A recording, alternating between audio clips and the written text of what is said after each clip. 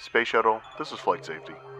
Keep your hands on the handrail or inside the vehicle and remain seated while in motion. You are clear for launch. Have a great flight to Starport 75. Hey, Glenn. Hey, Chris, how are you? You all right there? Your voice kind of went a little high. I'm doing fine, Glenn. But I have a question for you. What's that?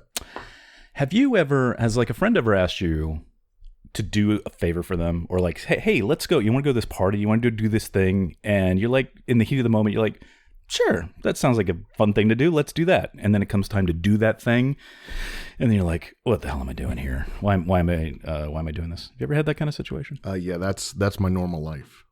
Yeah, well, I know that, but I feel like there's somebody else here on the show this episode that might be feeling that today. Is that just me imagining that, or what do you think? I think you're right. Okay, well, why is that? Because we have a special guest today. Another very special guest. Definitely from the VIP set. So why don't you introduce him? All right. Well, with us today is Mr. Casey Liss. Hi, Casey. Hello. You've set the bar very high for my performance. I am already very nervous. Oh my gosh, no! It's we who are nervous. Yes. Somehow through some travesty in your life, you have found our little corner of the internet, and here we are. So, well, Casey, thanks for joining us. And Glenn, how are we doing this? Is Casey going to give us his bio? And you got like a whole rundown. What are we doing? Yeah. So before that, why don't we explain to our audience who Casey is and how we somehow convinced him to join us on this episode. Hi, I'm Casey Liss. You might know me from my podcast, the Accidental Tech Podcast, with John Syracusa and Marco Arment, where we talk about Apple things, like Apple computer related things, once a week. That obliquely anyway is what we talk about. Oftentimes we go into various and sundry other things, including in a recent episode, my recent trip to Disney World, which I'll give you one guess what we're going to be talking about here tonight. You may also know me from Analog on the Relay FM podcast network with my friend Mike Hurley, where ostensibly we talk about how our digital devices affect our day-to-day lives, but really it's kind of just morphed into a human interest show about the two of us. I'll let you decide, listener, whether or not that sounds any good, but I quite enjoy it. But yeah, I am happy to be here to talk about all things Disney. I do not often get that opportunity for various and sundry reasons, which may or may not come up later. And so I am very thankful to both Glenn and Chris for giving me the opportunity to talk to you guys about Disney stuff. Well, it's our pleasure. And I just want to say, welcome to the show. Welcome to the big time, Casey. So. Welcome to the big time indeed. Thank you. Anyway, and before we jump into it, just to kind of catch people up about how this happened, I listened to ATP pretty much religiously. And I was listening to, I think it was the last episode, and I don't know how it came to be, but it felt like they handed you just a few minutes at the end of the show to kind of say your piece about a recent trip that you had to Disney World. And what really struck me was you clearly are a fan. I know you had mentioned before, I think in the past on that show or one of the other shows. And I'm like, yeah, lots of people like Disney, but it kind of came through in your retelling of it. And especially, and we'll get to some of the details in a sec, but especially kind of the more emotional aspects of it, of you and your family and your kids and kind of those things that really stuck with you on that trip. And clearly your co-hosts are not of the same vein of appreciating Disney World at quite that level. So it felt like you weren't really getting the form that you deserve. So I thought, you know what? Let's see if hey, we got a whole show where that's all we do is blather on about Disney World. So I reached out to you, and you're gracious enough to come on and chat with us. So thank you so much. I can't tell you how happy I am that you agreed to do it. And so let's talk about that. Yeah, we'll see how happy you are later on this very well, episode. We can always delete it. If it doesn't go well, we'll just hit the Fair delete enough. button. It'll be fine. So Fair enough. Sounds like a plan. All right. So what do you think, Glenn? Origin stories are great, right? Exactly.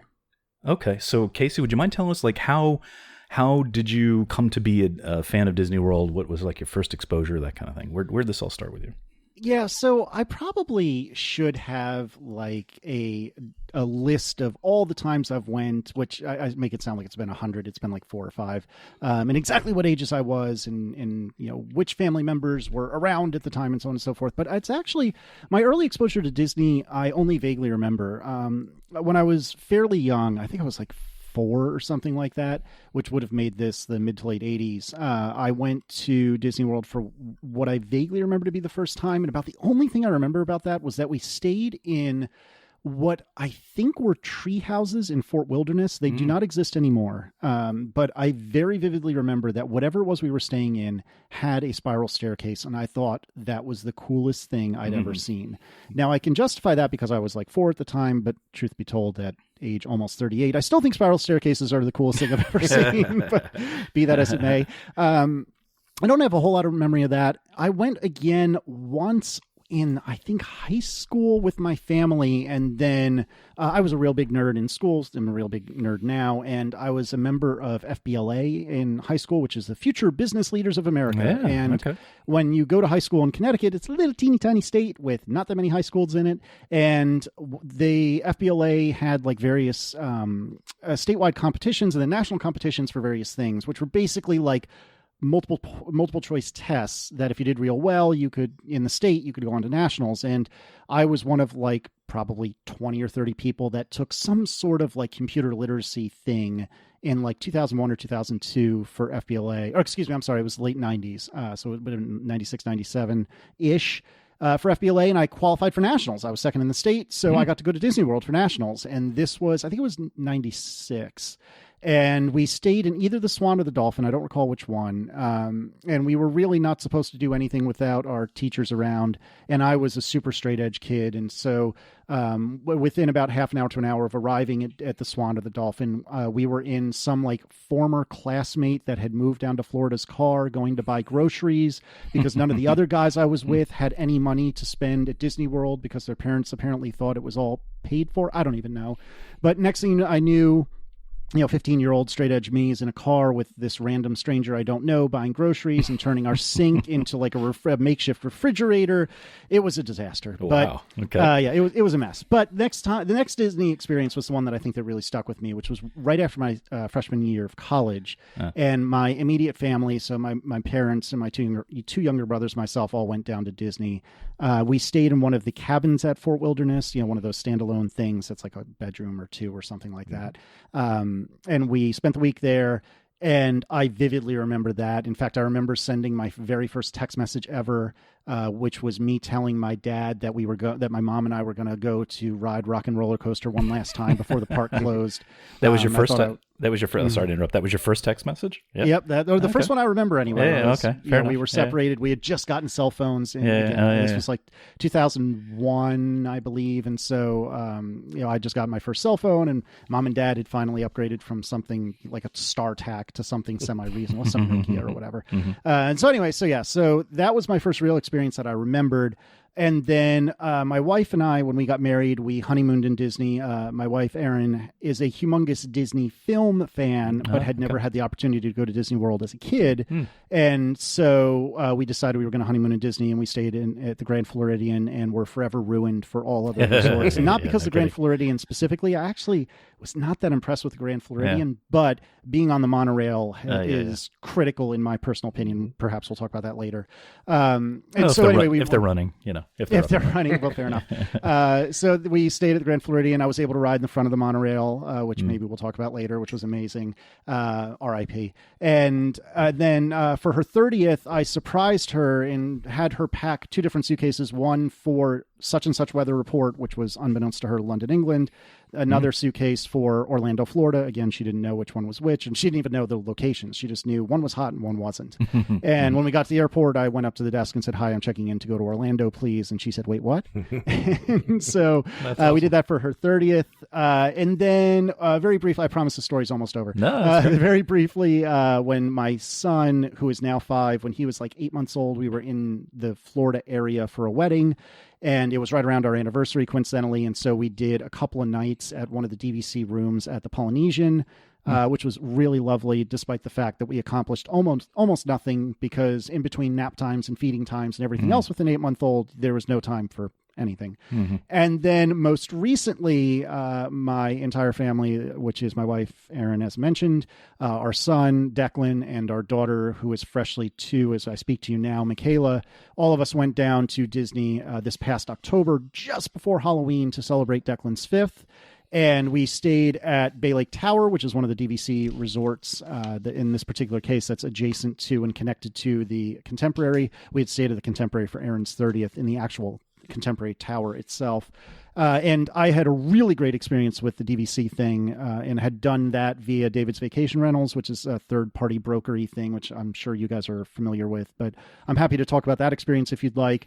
And that was really awesome, and it was incredible to see both my kids, but particularly Declan, the 5-year-old, see Disney for the very first time, because he was there when he was 8 months, but he was a blob. Like, 8 months old, he doesn't really do or say or think anything. Right. But seeing him at 5, just watching all of this go down and meeting his favorite characters was just amazing. And so the segment on ATP that you heard and that you spoke about earlier was me kind of recounting my Disney trip, and it had been on the list of topics we wanted to talk about in our show notes for forever, and ever since we got back, but for various and sundry reasons we never had a chance to talk about it. And of my 2 co-hosts and myself, unequivocally, I like Disney the most. John, I think, tolerates it, and Marco has never been, and I think would rather die than go. And so it was an interesting time trying to dance the line between, Marco, you should try it, but I know you'll probably hate it, and I almost don't want you to try it because I don't want you to hate it, so maybe don't try. I don't even know anymore. Yeah, and it's a tough line, because if you say that and then it all goes awry, then it's your fault, because you said it was going to be awesome.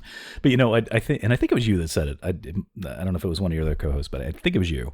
In your retelling of it, and you're kind of in that, you really should try this. You might like it. And I think one of them, the one had been before, said, it's hot, it's crowded, blah, blah, blah, blah.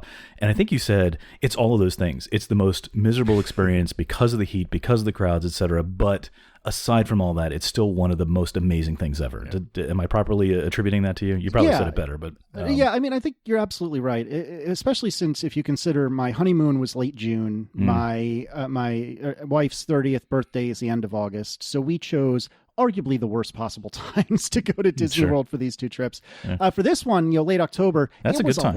It was a lot busier than I expected. I expected it to be a ghost town, and it was not. No, that's unfortunately there is no off season anymore. I mean, maybe right now in kind of early January.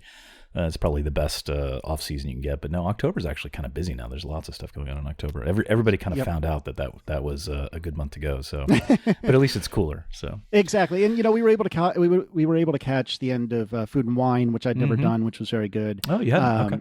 I'm curious your thoughts of that. But so that to kind of get on a tangent here. Mm-hmm. I liked it a lot. I didn't really get to properly experience it on account of a few different things. Number one, we had 2 small kids with us.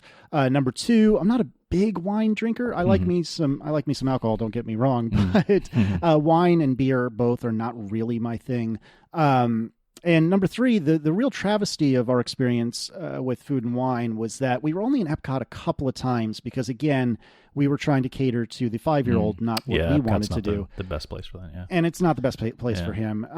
But the other problem we had was that I didn't realize that a lot, not all, but a lot of the food in the Food and Wine Festival is actually considered a snack on the meal plan.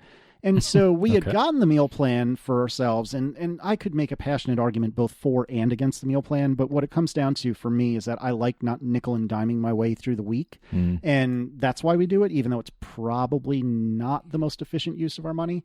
And so anyway, we were walking by one of the stalls and it was dead. And I really wanted, I don't know, maybe it was the mac and cheese, maybe it was one of those burgers. And I went up to them and I was like, hey, out of curiosity, do you guys take the meal plan? And she's, oh yeah, look for the little logo, and a lot of the things are considered snacks. And my head exploded, and of course at this point it was way too late to go walking back around Epcot to collect all the things I'd missed out on. But Food and Wine was very cool, and I could see how as an unencumbered adult it would be amazing. Yeah, it is, and it's changed, and that's why I was curious about what your thoughts were with it, because it's changed, and Glenn and I have talked about this many times on the show, so people listened have heard us complain and wax nostalgic for when it was really tiny, and there maybe Glenn, you probably know how many stalls were there when it kind of first started. There weren't that many, right? Right. Every country didn't even have a stall. There were maybe every other country had a stall, and they would do cooking demonstrations. I mean, it was really a focus on on the food, and then they would pair the wines with it, and so you would see them preparing it and learn how to do it, and then you could go and buy it. When it started, that was the intent. It was more of an educational bent than just an entertainment bent. But But it stayed like that for maybe the first 5 years, but then after that, Disney realized, oh wait, we can make some money with this. so it did switch over, and there's benefits to it how it is now.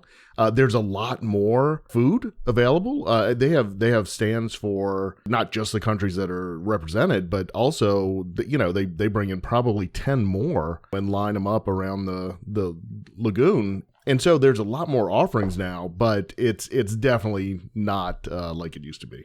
That's phenomenal. But what is? Yeah. Yeah, and you can certainly spend a lot of money. One of the things that really changed kind of the feeling of Food and Wine is that it used to be not well known to the locals early on, but now there are large roving bands of locals that kind of come out and they enjoy the wine part of it more than the food part of it, it's just fine. It just creates a certain flavor to it. My wife and I, we usually get a sitter for the kids and just kind of it's right around our anniversary. We also honeymooned in Disney World, got engaged in Disney World, so it's a big part of our life. Yeah, you can't actually even get where I proposed anymore because it's the stage in front of the castle. I don't think you can actually get up those steps anymore. But anyway, we know it's there and we point to it often. But what was I talking about? Oh yeah, so we'd the kids get a sitter and we go out there and celebrate our anniversary. It's nice to just bop around and spend $1,000 on little snacks.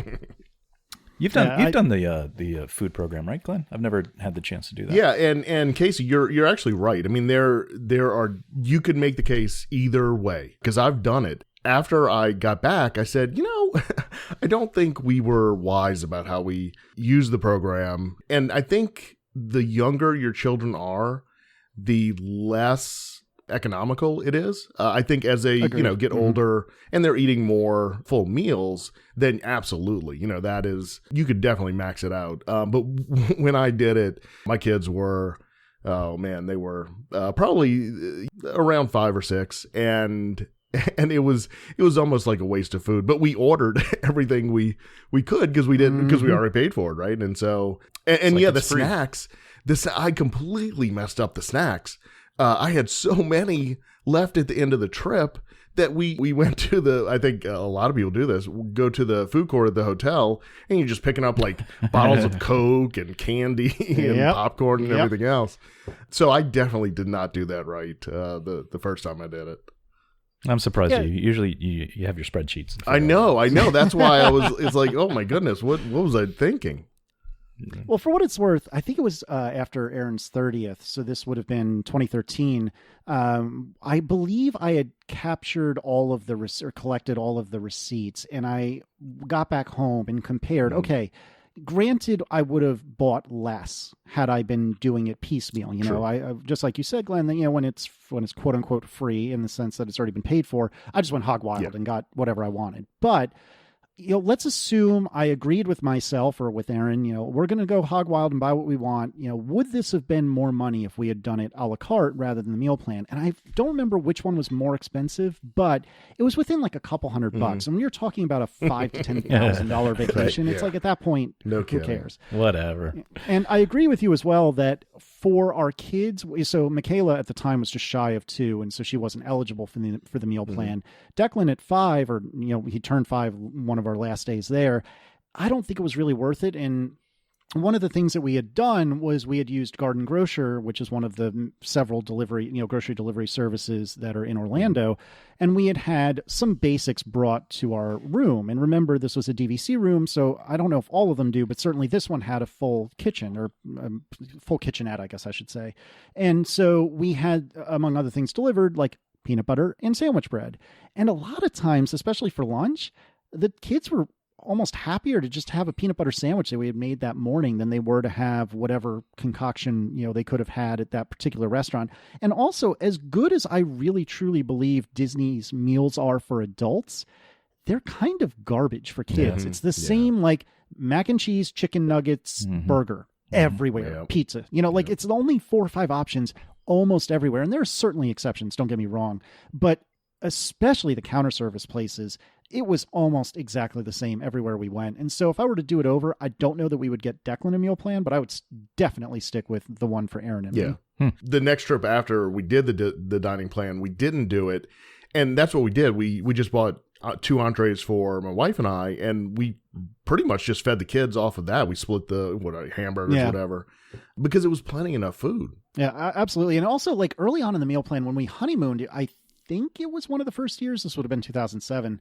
And whether or not it was one of the first years of the meal plan, I remember vividly that, like, gratuity was included at that point. Yeah, that's right. I don't think you got booze at the time, which was a little bit of a bummer. That's true. But gratuity was included, and I believe the dinner, or well, I always treated it as dinner, but the sit down, the table service meal, I believe it was appetizer, entree, and dessert for per person, which, if I recall correctly, it was like 2 of the above when we just went. I might have that wrong. My details may be a little fuzzy here. You're absolutely right. Okay, so in that sense, like, I also feel like the meal plan's kind of gotten crummier over the years, which is not surprising because, as you guys just said, everything tends to trend toward crummier over time. But crummier and higher profit margins. Well, and that's exactly what it is, and that's why we love Disney, but we do tend to complain a little bit because I feel like hang on. I feel like I need to defend ourselves here a little bit. So, because there are really 2 halves to this beast, at least the way I see it with Disney. There's the artistry that is the parks and the movies and the things that they make, and then there's the business side of it. Right. Yeah. And those and together they make the one thing, but those are often at odds with each other going through there. So I can fully appreciate the artistry of the park and completely complain about $25 parking fees. So. True. Hey, can we take a big jump back, because you said you're in your origin story, one thing that I want to get more info on, because I don't think I know about these. I think I kind of know about them, but I think I'm also mixing up the treehouse notion with some tree houses I stayed in when I was a kid in California somewhere. So either Casey or Glenn, where were these tree houses? What was this, part of like Old Key West or something, or what? No. So my very vague recollection of them, and then I'll shut up in just a second, is that they were in Fort Wilderness, I believe. Oh, in Fort Wilderness. Okay. And they were, I don't know that they were necessarily tree houses. I think that's correct. And I actually talked to John Kivis, who runs ropedrop.net years ago, and had brought the same thing up. And he had actually found some sort of link, so I'm trying to dig it up right now. But suffice to say, it was some sort of like freestanding 1 family per unit thing. It was my recollection. And again, the only thing I really strongly remember was there being spiral staircases somewhere within. But Glenn, perhaps you have a much less vague version of that story for us. Well, in Casey, just so you know, if I ever need clarification of things that happened long ago at Disney World, Glenn is the only stop I make. So, what say you, Glenn? So I don't know of any tree houses at Fort Wilderness. That doesn't mean that they didn't have them way back when. They do have tree houses closer to where Disney Springs is now, part of the Saratoga Springs Resort. So they are in, it looks like a forest, and they still exist. And they've been there since the 70s. Yeah, so there's a link to 2719hyperion.blogspot.com that John Kivis had found, and apparently they were closed in like the early aughts or something like that, but I put a link in our little chat that you guys can look at and perhaps include in the show notes. And actually, sure enough, there is an image on this link of the top of a spiral staircase. So I may have my details slightly wrong, but there's something that vaguely resembles what I vaguely remember that existed at some point. Yeah. So that's awesome. I may be wrong about it being Fort Wilderness, and if I sit here and read it, then I'm going to ignore the 2 of you. But we can look later. There's at the very last picture is this very mod for the time looking spiral staircase. Yeah. Look at that. Yeah, looks like a death trap actually, but it does. It very much does.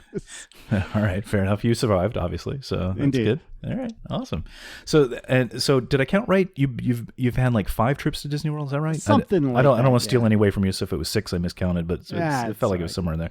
So and time periods are mid 80s was your first trip there, and you were probably a youngster because quite a bit older than you. So you were a youngster then mid 90s, late 90s. 07 and then recently. Do I have that about right? I'm just trying to get the eras. Close. So my first was mid-ish 80s. Then I think mid 90s, late 90s, early aughts, which was the college one with my family. Okay. And not the bad boy one. Yeah. Okay.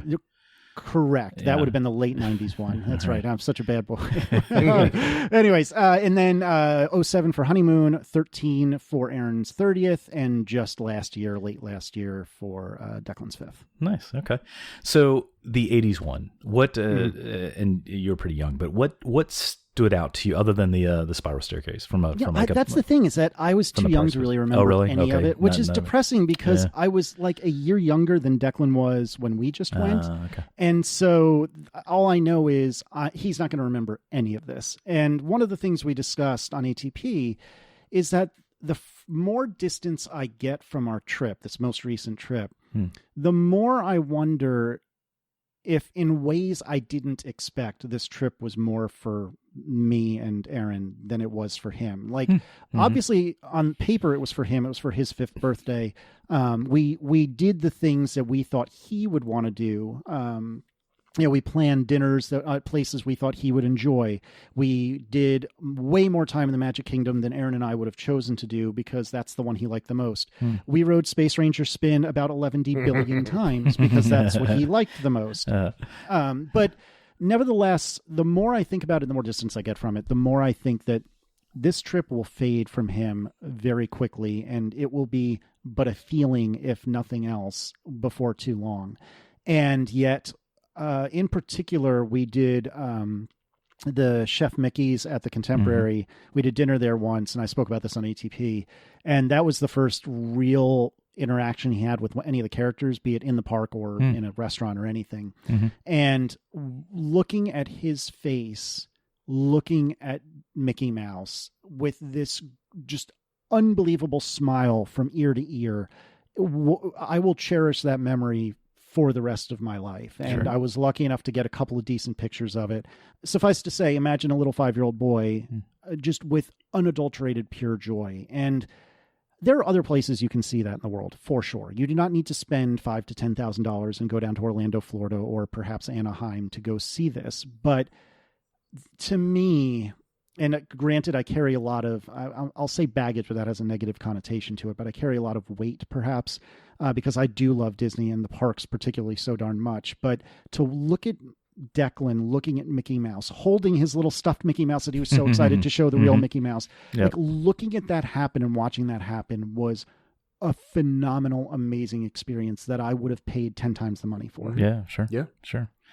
That's amazing. You know, and yeah, I don't even know where to start with the story. So, so Glenn and I we knew each other before either of us had kids, and we were big Disney parks fans, and we used to go and enjoy ourselves. And Glenn had his daughter before I had any kids, and then they started going to the parks with her. And I said, so Glenn, you know, how is it different? I mean, did you get to feel like you enjoy the parks anymore? Because, you know, you got to worry about the feeding and the tantrums and the, you know, blah, blah, blah. And I want this and, you know, blah, blah, blah, blah, blah, you know, all the stuff that we parents know.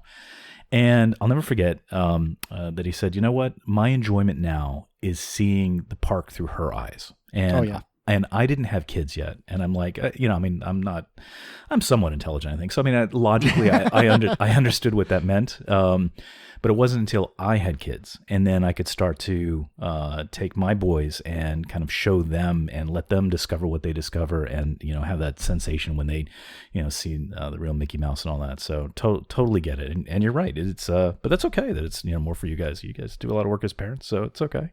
And you know, probably the one difference that that your kids will have versus, you know, in your childhood cases, I would presume you have a lot of pictures from this trip. So even, you know, even if they don't remember it from direct memory, they'll probably get the sensation that, you know, my parents, surely they loved me to take me on this kind of trip, and look what the fun we had, and, you know, et cetera. So totally get that. Sorry if I went on a tangent, Glenn, but I don't know if you remember that conversation, but I do. But I remember. Absolutely, I do. It because it is such a radical change in how you visit the parks, and how you do start to see the parks differently, and it's really seeing their enjoyment and their, you know, and yeah, you know what, Casey, he's not going to remember it, but that's okay. but that is why you take the pictures. And so part of the reason I have all this camera gear and everything else, and I would love to just, you know, go to the parks and take gorgeous pictures of seconds long of the castle with the lights on at night, stay late and everything else. I never do that because I have changed the way I take pictures when I'm on vacation, and it's really to capture the kids at the park and what they're doing. And I'm such a nerd. I actually got a 32-inch TV, mounted it to the wall, and I have a little Raspberry Pi behind it, and I loaded up with pictures, and that's our photo frame. And I'll have it on, and something will catch our eye, and it's like, oh, do you remember that? And the kids are like, not really, but I do, I don't remember the whole trip, but I do remember that moment. I do remember seeing Mickey or whatever. And it is great to have those photos. And so that's really what I'm taking the pictures of. I figure, look, once they're college or out of the house, my wife and I can go back and go back to just, enjoying it, and I can take pictures then. But for right now, it's really all about capturing them and their enjoyment while they're there, so that to help them remember it as well. No, I couldn't agree with you more. And it's funny because I'm a very strong amateur photographer, and strong not in skill, but strong in desire, I should say. Mm-hmm. And so I have a Micro Four Thirds camera that I really love, and I like to think I've taken some pretty decent photographs with it. And I had it with us when we were in the parks, but I found that the only times I ever really got it out was when I really wanted my zoom lens. So a great example of this was the Tomorrowland Speedway. Mm-hmm. And, there's a couple of places where you can get a really good straight shot from far away of the people coming out of like pit lane, if you will. And so I, got out my big camera for that and had the telephoto lens on it. And some of those pictures are really good of Aaron and Declan, for example. But generally speaking, as much as I wanted to sit there and go on like a photo walk all the time, particularly at Galaxy's Edge, which I'm sure we'll talk about in a minute. But and so often it wasn't worth the effort of doing that, because I would miss out on something that the kids were doing or that Aaron was doing. And granted, I'm extraordinarily biased. I record a Apple related podcast every week and have for years now, but my iPhone 11 Pro, that camera is incredible. And especially at night, it is way better than my big camera. Now, that's not true of everyone's big camera, but it's way better than my big camera. And so what I ended up realizing was I'm better off just rocking the iPhone for most of these shots. And there are a couple that I really wish I had my big camera out and ready for, but generally speaking, the iPhone did better. And I'm really, really overjoyed that the thing that's already in my pocket is the best piece of equipment I have to capture these memories. I'm so conflicted on this conversation, Glenn. I don't know where to go next. Well, so Chris, if you remember, you're the one trying to convince me almost this exact same point. Yeah. And I keep telling you, I don't know, man. Wait, what point was I trying to convince you that of? All you need is the iPhone. Well, it depends. So just a little bit of background, Case. I don't know what we talked about before. So I've been an avid photographer since I was 10, 12 years old, and worked in camera shops through college and stuff. So I've got a deep history of really, and I'm not great, but I really enjoy spending money on gear. I'll put it that way. So, I got a lot of gear that I go and I try and justify. So, but it is getting harder and harder, because I will, while I love, the most expensive gear that I can kind of justify using, because, there's that 2% of the time where there's a little extra shot that I just wouldn't get, whether it's telephoto or less depth of field or whatever. That percentage is becoming lower and lower, and it is to the point now where I have iPhone 11 as well. And I see some shots that just show up on, I don't know, one of the many screensavers I have, and I'm like, wait, which camera did I use for that? And you kind of have to, kind of walk through it to see which. So, yeah, and there are times where, like Glenn and I go to a race every year in Daytona, and I think there were a few years ago where I'm like, you know what, I'm just going to take my phone. I don't feel like taking all the gear and all that stuff. So, yeah, I get it, especially with video. I mean, nothing does video better than just pulling out the phone. So. Although, actually, come to think of it, I agree with you with an asterisk at the end. I did bring our GoPro with us. Okay. I dabbled in doing automotive journalism on YouTube briefly for about a few months ago. Casey on Cars, right? Yeah, that's right. So I have this GoPro. It's like 1 or 2 generations old. I forget exactly what it is offhand, but I had that, and I had one of those like floaty grips for it. And I didn't use it that often, but we used it several times at the pool at the Bay Lake Tower, which was really awesome. And I used it on, what is it? It's not Kilimanjaro Safari, is it? What's the Rapids ride? I forget the name of it now. Cali River Rapids. Cali River Rapids, yes, thank you. I used it on that and kind of just focused on Declan and I as the two of us rode it, which was really, really cool. And so having the GoPro, not required by any stretch, but was really nice. And actually, if I were to do it again, I would probably take if I had to, in some weird scenario, only take the GoPro or the big camera, I'd probably take the GoPro over the big camera, because if I break that big camera, I'm furious. If I break the GoPro, I'm annoyed, but life will go on. So you say you have one of those like hand-mounted gimbals? Is that what you're saying? I do have a gimbal, which is kind of more annoying than it's worth, to be honest. I tried using that when I was riding in Tomorrowland Speedway, but it was not going well, trying to steer that preposterous go-kart while trying. What are you talking about? To they drive great. What do you mean? Yeah, they're super. So anyway, I do have a gimbal, and there were probably other occasions when it would have been good to use. Like my favorite ride of all time, which I'm now taking away from probably later in the show, but my favorite ride is the People Mover. You cannot convince me that it is not perfect. We are now friends for life.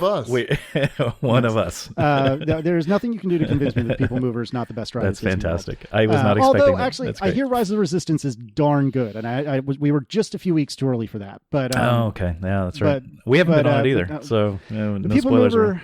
Yeah, the People Mover's my jam, and the gimbal would have been great on that. Yeah, that's interesting. I've been looking for any kind of justifiable reason to get a gimbal, because I look at it just about before every trip I make, and I'm like, but when would I actually use this? So I'm looking for somebody to talk me into it, but I guess that's not you today. Well, no, I think if I were to do it over, I would probably get the standalone Osmo. What is it called? I forget what it's called, but there's a standalone thing that's basically it's a gimbalized camera. It's like it's DJI. That's what it is. DJI has what is effectively their drone camera, but on a little handheld stick. Right. And I've heard that's phenomenal, and it's far less weird socially to have that in front of you than it is this humongous gimbal with your phone strapped to it, or God forbid, your camera strapped to it. Now at Disney World, do you really care what? I mean, there's all kinds of things happening at Disney World. So well, that's true, but you just feel socially weird to have a gimbal at all. So I guess so. Yeah. Yeah, but really quickly to go back a few minutes. Sure. One thing I wanted to mention, and this is going to sound like an advertisement, I promise it's not. When we were there, I wanted to catalog what we were doing and approximately when we were doing it in as low impact a way as I possibly could. And I have two recommendations for you / the listeners in this capacity. Number one, we did the Memory Maker, whatever it's called, basically the Disney photo plan. Yes. I cannot recommend that enough. It felt like a complete waste of money when I was sending them something like $150 or $200 in advance to take pictures. Like what? But oh my God, it was so good. And what I didn't realize, and I don't think their marketing did a good job of explaining, was that on occasion you would come off a ride like, Space Ranger Spin that we rode 1,000,000 times, and you could just bloop your magic band, and suddenly the picture of you on the ride is immediately in your account, which was amazing. So cool. And so I definitely recommend that. The other thing that's going to sound like an advertisement even worse is an iPhone, and I believe it's on Android as well, app called Day One. And what I love about Day One is it's ostensibly like a diary or journaling app, but it's really, really great with like metadata and stuff like that. So what I would do is when we rode rides, I would quickly just very fast fire an entry into Day One saying like Buzz Lightyear, or especially when we did something more remarkable, like had a meal, because obviously you're bouncing between rides all day, and we don't necessarily need to know exactly what time we rode Space Ranger Spin for the 44th time, but it is nice to know that this day we ate at the Friar's Nook, which was amazing, by the way. And another day we ate here, and another day we ate there. And wait, I'm sorry. Where did you say you ate? Because I don't think I caught that. Friar's Nook. Friar's Nook. Okay. Yeah, it's counter service in Magic Kingdom, and they have basically piles of crap on top of tater tots, and it's amazing. Yeah. So Day One. So you used Day One through your trip? So I used Day One through the trip and had amassed basically a log of the entire trip. And then the key was Day One, for extra money, of course, will actually take all of your entries, and you can select which ones, and print a physical book of all of those entries. And so Glenn, how have you not done this? Yeah, exactly.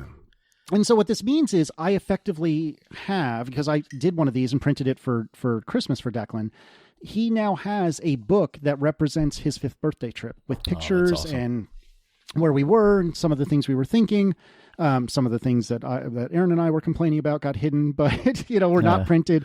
But generally speaking, pretty much the entirety of our day one kind of trip log is right there in this physical book that he can hold on to forever if he so chooses. And I'm really hopeful that maybe it'll end up that he's mistaking memories of the book for memories of the trip, but if he doesn't know the difference, and I don't know the difference, who cares? Memories are memories. That's awesome. Memories are memories.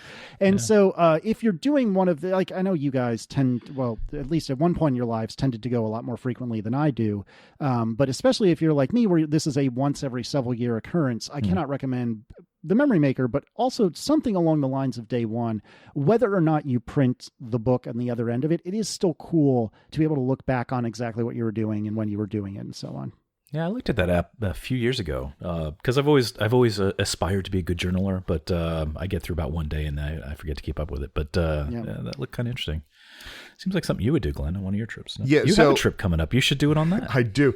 So I actually, Casey, I like to do kind of the same thing, but now that you gave that recommendation, I might try that this next time.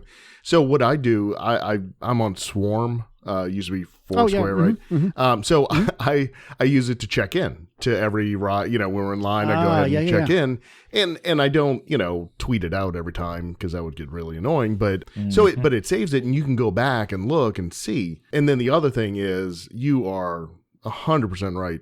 Memory Maker is worth every single penny, and that's the one piece of advice that I do give anybody who I'm talking to before they go on a trip. That's the one recommendation I make. And I've made it on our show as well, is the Memory Maker. Yeah, you're right. It seems crazy to pay whatever, $150, $200, whatever, before you even touch down. But it is worth it because you do not have to worry about it. Every photo is saved and available for full downloading after the trip. Every place you see a photographer, you can go and what I love, and I think what Chris likes because he gets it as part of his annual pass, is that we actually, who are usually behind the cameras, we get to get in the picture. And yes, exactly. And so for that reason alone, it is worth every single penny. Yeah, I always regret it afterwards. I'm like, why am I in these pictures? Yeah. But that's just me. But no, absolutely. And in fact, we intentionally go up one tier in the annual passes we get because the tier we're in includes Memory Maker, PhotoPass, whatever it's called. So, yep, no, I totally agree. And you're right, Casey. I don't think they advertise enough that it includes the ride photos because it was a surprise to me just a year or so ago that I'm like, I didn't realize that was included. You just think about like the photographers around the park, but it's cool for the ride photos too. Yeah, and it's also an example of Disney magic. I forget which ride it was. I want to say it was the rebranded Maelstrom, the Frozen ride. Mm-hmm. I forget what the actual name of it is now. But I think it was coming off that one as an example of I didn't ever explicitly scan my Magic Band to receive the photo of me on the ride. Right. Some way, somehow, in the process of, I think we fast passed it, so presumably it had something to do with that. But one way or another, some way, the exact photo of my boat and my family in that boat ended up in our Memory Maker account. And unlike Space Ranger Spin, where you are specifically taking an action of scanning your Magic Band explicitly to receive the photo, and I might be wrong, it may not have been Frozen, but it was something like Frozen where somehow Disney just figured out which one we were in. And it's stuff like that I'm sure other amusement parks can or maybe are doing.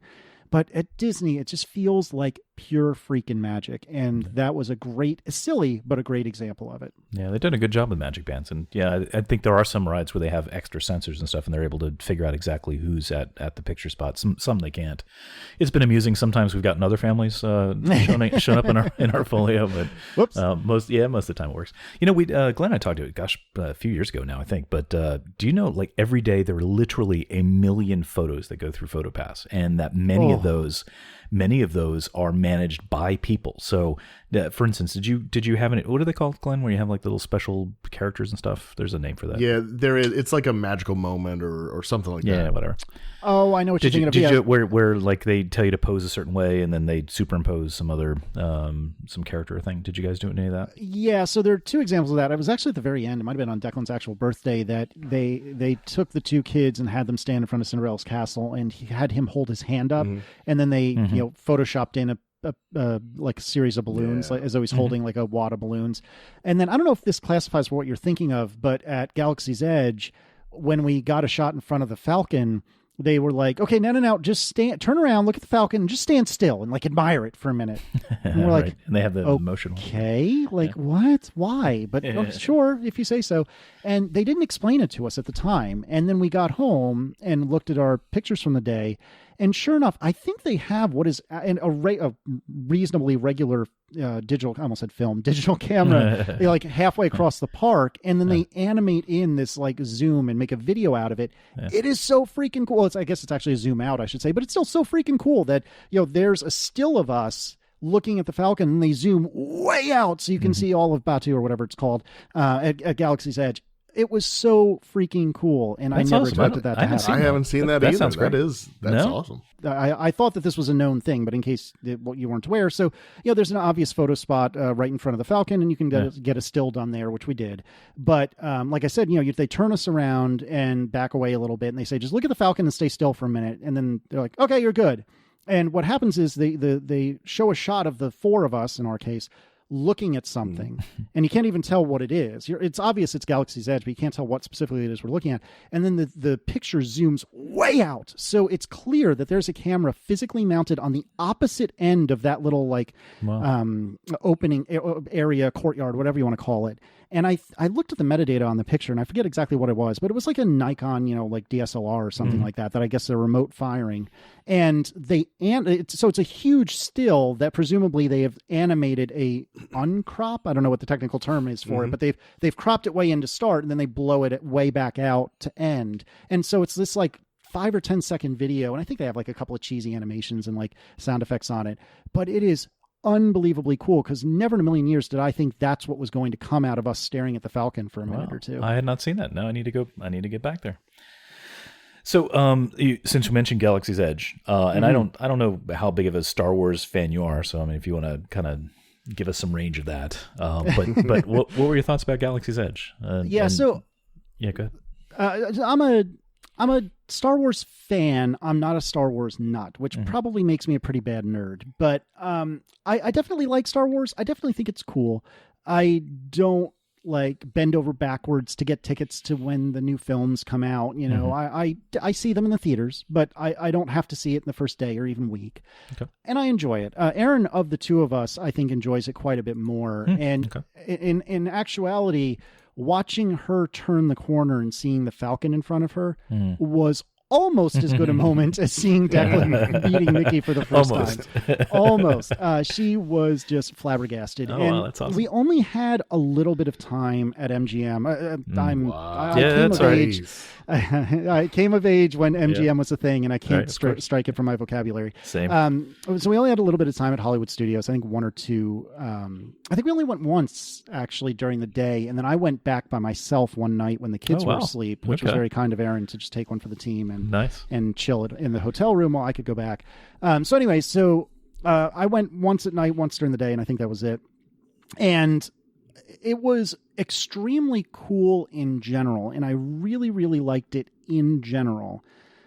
Seeing it at night was amazing. And in particular, using the iPhone's fancy new night mode, the iPhone 11 Pro's new night mode, and seeing it at night like that was just unreal. And I even if you don't go, or if you don't care about Star Wars, if you don't go during the day, you got to go at night. And my understanding is Pandora's like that too. I did not go to Pandora at night, so I can't speak to it one way or the other. But seeing Galaxy's Edge at night was phenomenal. And the other thing is they bought in so well to the ambient, what should be cheesy, like stormtroopers running around and stuff like that. But oh, it's so cool listening to these exchanges where I forget exactly what I heard, but like, are you a part of the resistance? And, what are you doing here? Show me your papers or something like that. And it sounds exactly like the stormtroopers in the movies. And it doesn't sound to me like it's the sort of thing where they just had canned messages that they're like somehow queuing off from within the suit. It sounds like they're actually people inside talking, which unlike with Mickey, you don't really hear that with Mickey very much, but you absolutely hear it from the stormtroopers, and it is just so freaking cool. Yeah, I agree. When I first heard when they're building Galaxy's Edge, there's going to be all this sort of live, interactive stuff. I'm like, man, that is exactly not the thing I like. Right. But it actually comes across well. And I actually found out, like, I've only been there, once, I think. I haven't been back since you and I went. Really? Wow. Yeah, I know. Well, yeah, it's been busy. But that I wish they had even more. And it seems like from what I've been reading is that they've kind of been adding more, and there's like been kind of mystery characters kind of popping up and stuff. So they're really kind of adding to the life of Batu in that world. So pretty cool. Did you ride Smuggler's Run? I don't know if you mentioned that. I did ride Smuggler's Run. I did single rider because when I did it at night, and I think I wanted to get a fast pass for Rock and Roller Coaster, which is one of my favorite rides at Disney. And so I didn't have the fast pass for Smuggler's Run, but I figured, well, it's literally just me in the parks right now. The hell with it. I'll just go ahead and do single rider, which I understand. I kind of cheated myself because people have said the queue for Smuggler's Run is also phenomenal, but one way or another, it was very, very cool. I was a gunner, so I was in the middle on the right-hand side, if memory serves, which was fine. I wouldn't say it was bad, but it was fine. I definitely, if I ever have the opportunity to do it again, I definitely want to be the right-hand pilot because that's the one that does the jump to hyperspace, which is just cool. But you don't want to be in the back and be the engineer like I got to be. No, that does not seem like it would be fun. Yeah, it wasn't. Hey, Casey, it's pretty awesome to sit in that seat. Shut up, just shut up. So we have a couple of friends that are locals, well, relatively local. They live, I think, in or around Stewart, and so they made the trip up to meet up with us. This is a friend of mine from college and his wife. And they were explaining to me, well, this is the person you have to talk to, and you have to use, I mean, I'm exaggerating, but you have to use this special code word to talk to this person at the exact right moment. Then you can decide that you want to be the pilot or what have you. And I didn't remember any of that. And so I was like, the hell with it. I'll just do what I do. And it was very, very cool. And I, as a Star Wars fan, but not obsessive, thought it was extremely neat to see to see the Millennium Falcon. And the other thing that I don't really understand is there's presumably several of these bays going on simultaneously, but for the life of me, it appeared as though there was only one and I was on the one. Yeah. It was extremely cool. Disney magic. Actually, the ride mechanics of that are pretty. I don't know if you want me to spoil the magic, so anybody else can just skip ahead. But being technically oriented people that we are, it's actually pretty cool. And if you Google for it, or we can share it. There's schematics out there. Like they have multiple sort of rings of those ride those ride containers.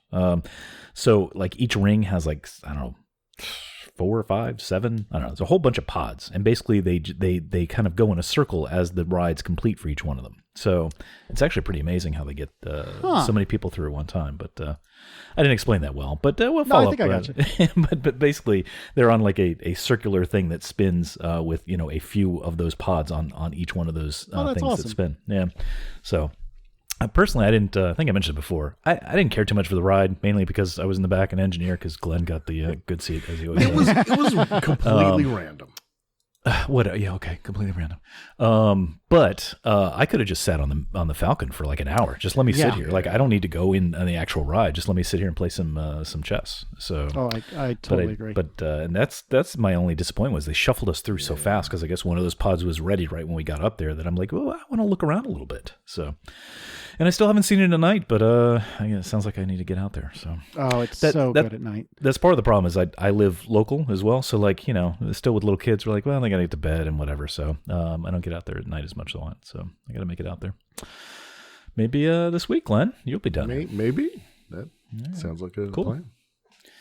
You know what's funny is like for a split second when you mentioned Rock and Roller Coaster, I'm almost like, well, but Casey, we're talking about Galaxy's Edge, two different parks. Like for a second, I completely forgot that like they are the same park. Like they seem like two completely different worlds now. So it's amazing. Yeah, and the transition from like Toy Story Land into Galaxy's Edge, I forget what's on the other side. It doesn't really matter, but the transitions, they're slightly abrupt, but so much better than they otherwise could have been, because those could have been real bad. And quite different. They handled it pretty well. I was very impressed. Did you build any lightsabers or droids or anything while you were there? No, I didn't. Yeah. We did pop into the store, I forget the name of it, where that's done, and it looked cool, but it was extremely busy.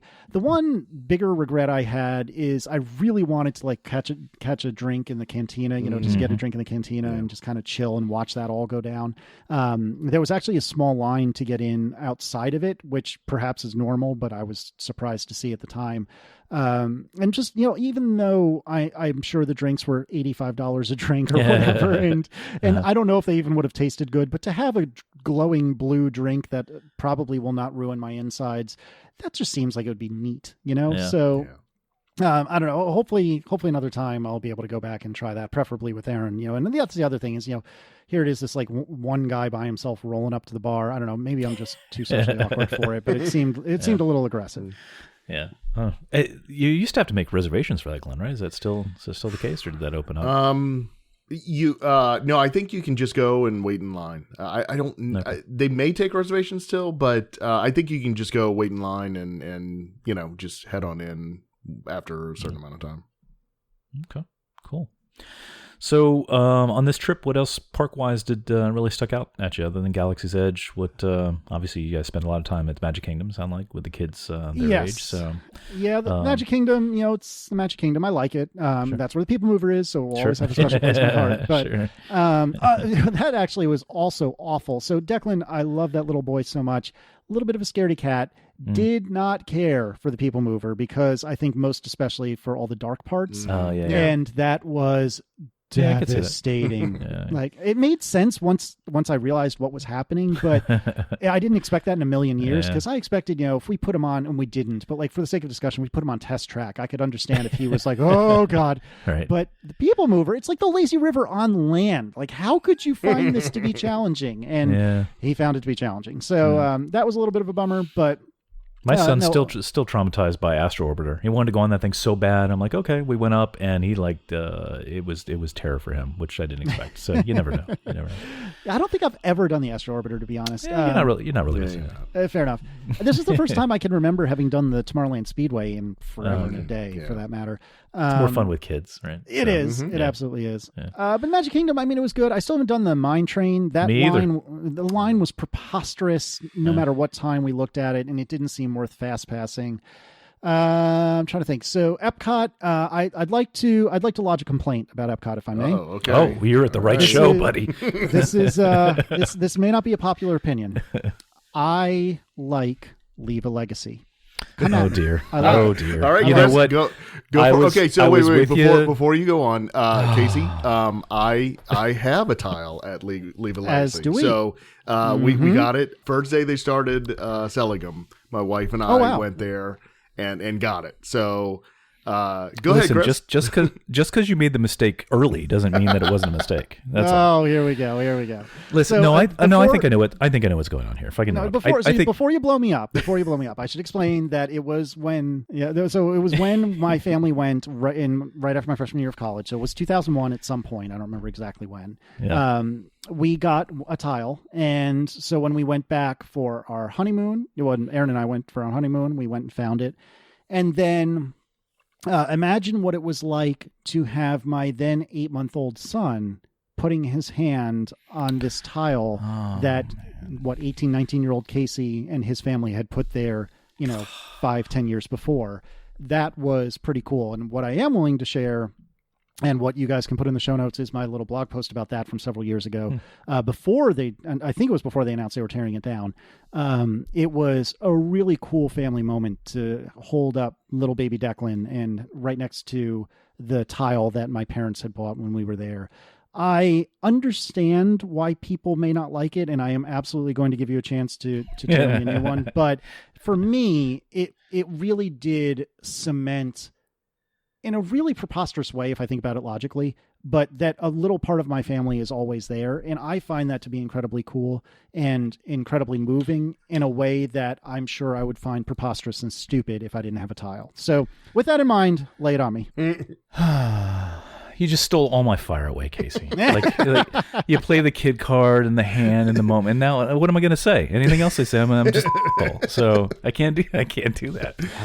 No, I get that. And my wife and I, we like I said, we honeymooned there, and back in the olden days, in the olden era when I was there, it was they weren't Leave a Legacy. What were the bricks called, Glenn? Just Walk Around the World. Yes, what are those called? Walk Around the World, correct. Yeah, I get things right once in a while.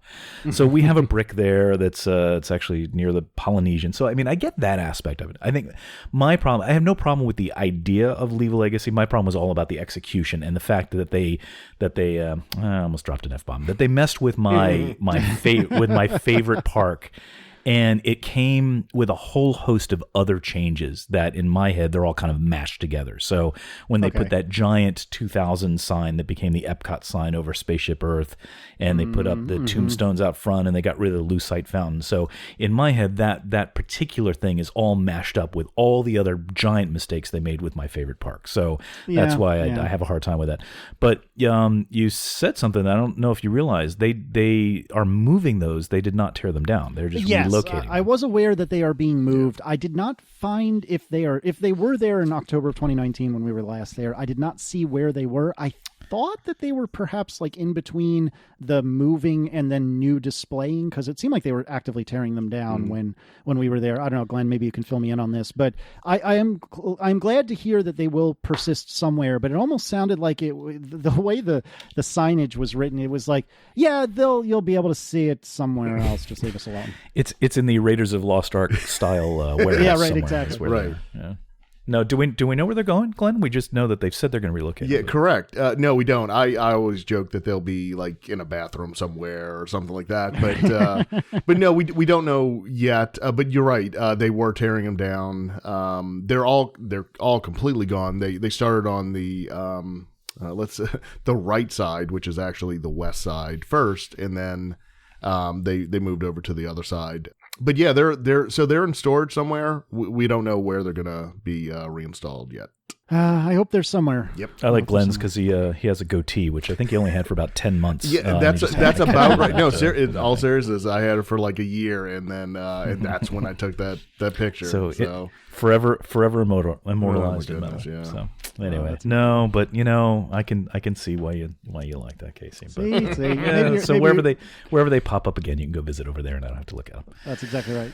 Awesome. This episode is sponsored by Parkleap. Do you hate waiting in lines for your favorite rides at Disney World, Universal, and Disneyland? Of course you do. Everyone does. Parkleap tracks current wait times for attractions in real time, analyzes them, and gives you immediate guidance on what to ride now and what to skip for a shorter wait later on. Parkleap saves you time so you can do more, see more, and ride more. Many theme parks provide their own apps, which is great, but they only report the times. You only get information, you don't get guidance. Is that 40-minute wait good or bad? Parkleap can tell you. Parkleap also includes an interface that is clean, quick, and easy to use. Many vacationers travel to multiple theme parks. Now one app does it all. Whether you're a local resident and annual pass holder, or travel great lengths once a year or every few years, you want to make the most of your time and money. This is the app to get to help you do that. Get Parkleap in the Apple App Store. And thank you to Parkleap for sponsoring Starport 75. What else haven't we covered, Glenn? You had this great agenda that I've just completely ignored. So bring us back on track. Yeah, we've covered almost everything. The one thing I did want to just get a quick recap on is the DVC rental. And the reason I'm asking is because so I have a little history with the DVC. I actually bought into it, let's see, I guess about 5 years ago. They suckered me in. So if your kids ever walk past the DVC booths and they go to take a sticker from the people who are there waiting, they tend to rope you in and start talking to you, and they're like, oh, would you like some free you can get 3 extra fast passes tomorrow if you go listen to our presentation. Of course. And so I'm like, okay. And I had been curious about it anyway. So we went. They took us. They picked us up. We were staying at Fort Wilderness in a cabin. We moved. They picked us up in the morning. We went over to the DVC place, and they gave us the whole spiel, and they have model rooms set up, and so they took us through there, what we would be buying into and all this, and they put you in this little bitty room, and then they do the hard sell, and so I'm like, all right, well, you know, it was all making sense at the time, and then luckily the state of Florida has like I don't know, some kind of law that says within, I don't know, 14 days or something, you can cancel any kind of timeshare transaction, and so, no way. So I got home and I actually canceled it. So, but I do live in New Orleans now, and so I do take trips. It is, you know, I have to spend money on accommodations when I go there. And we've been, you know, we've stayed on property, tried to do it economically. We've also done it, you know, where we splurged and stayed in a cabin in Fort Wilderness. And so we've done a whole range of accommodations for Disney. But the last couple times we actually we rented condos off VRBO in Kissimmee, and the kids loved it because there's a pool, and everybody had their own room. There's a kitchen, so we would run to Target and get or Publix and get food and for breakfast and stuff. So I do like that, but you aren't on property, right? Listening to ATP and you were mentioning about the DVC rental, you know, that's actually a really cool thing. And I kind of looked at it before, but like you mentioned, actually, it sounded a little shady. It's like, oh, okay. Oh, yeah. You know, these people want to rent their, you know, sell their points, and I'm looking to buy their points, and there's this third party involved. So what was the process? Sure. So to set kind of the stage, I don't know a lot of the details about what it's like to be a DVC owner, and it sounds like, Glenn, you almost found out a lot about it. He knew very sure. But my limited understanding, and feel free to correct me, is that basically what you get as a DVC owner is a set of points that you can then spend to go vacation at your home resort, and I guess that's not a lot of points, or you can go and or use them elsewhere, and that could be many, many more points. And I think, if my understanding is right, that it's like use it or lose it. So if I get 20 points in a year, if I don't use them in that year, well, they're gone. Or something like that. Does that sound at least vaguely right? Yeah, that's right. So, yeah, just because I've looked at it many times for myself to try to make it work for me, and it just never does. But yeah, so whatever your home resort is, and you can buy a certain number of points, and depending on when you want to stay during the year, like if you stay at a very busy time, let's say just randomly picking, it might be 100 points. So if you want to stay during Christmas, right? But if you want to stay in a less busy time, like now in January, maybe it's only 50 points. And so you can buy into whatever that point level is, and then Disney, I don't know if they all do this, but Disney lets you borrow and bank them. So if you're not going to go this year, you could kind of save those points. And if you want to go next year, you can pull your points in from the year after that and kind of pull them up so that if then you'd have 150 points to spend, let's say, in that year. Or like you did, if you have those points but you're not going to use them, you can put them on a market to sell them.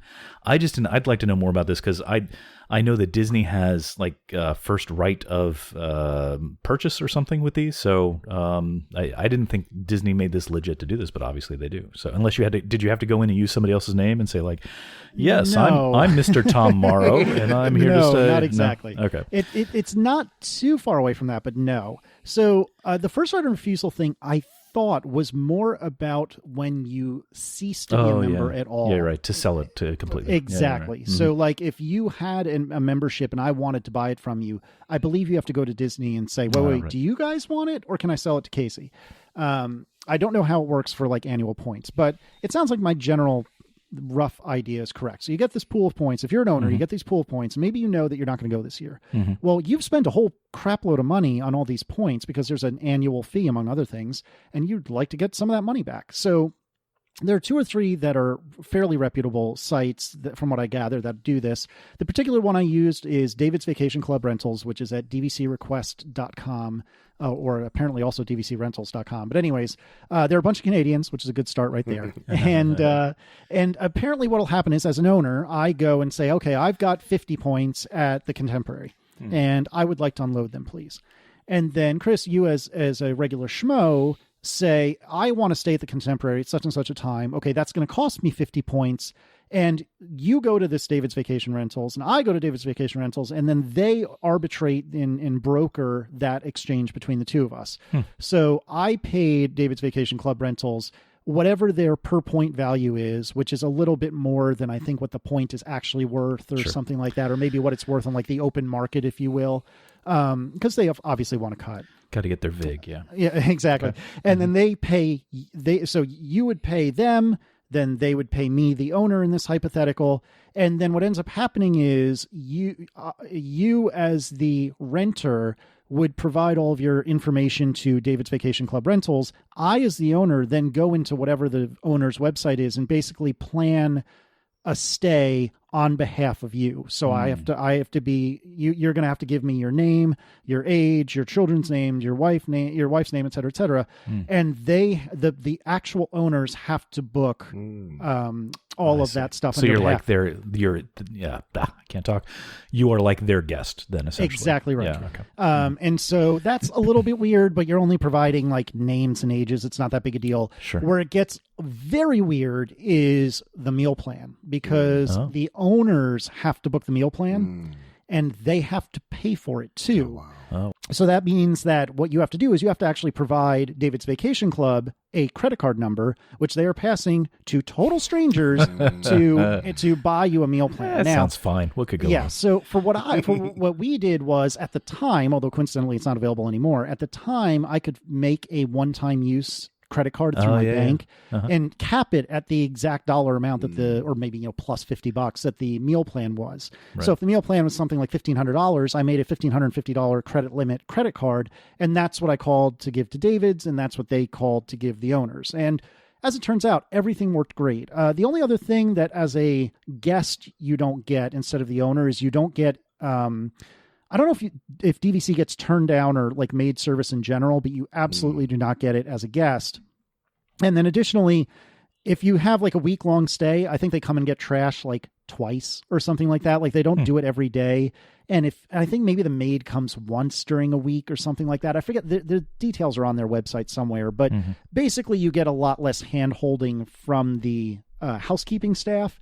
But in every other way, like nobody had any clue if I was an owner or just a renter or visitor or whatever. And in fact, Disney themselves will offer these rooms on their website. So when we stayed at the Polynesian, we stayed at the villas there, which was actually like a hotel room. It wasn't a villa, but it sounded fancy. So anyways, we paid an absurd amount of money for it because we did it last minute, and we didn't do it through like a rental place or anything. We did it straight through Disney, but we were able to book a DVC room, just on our own.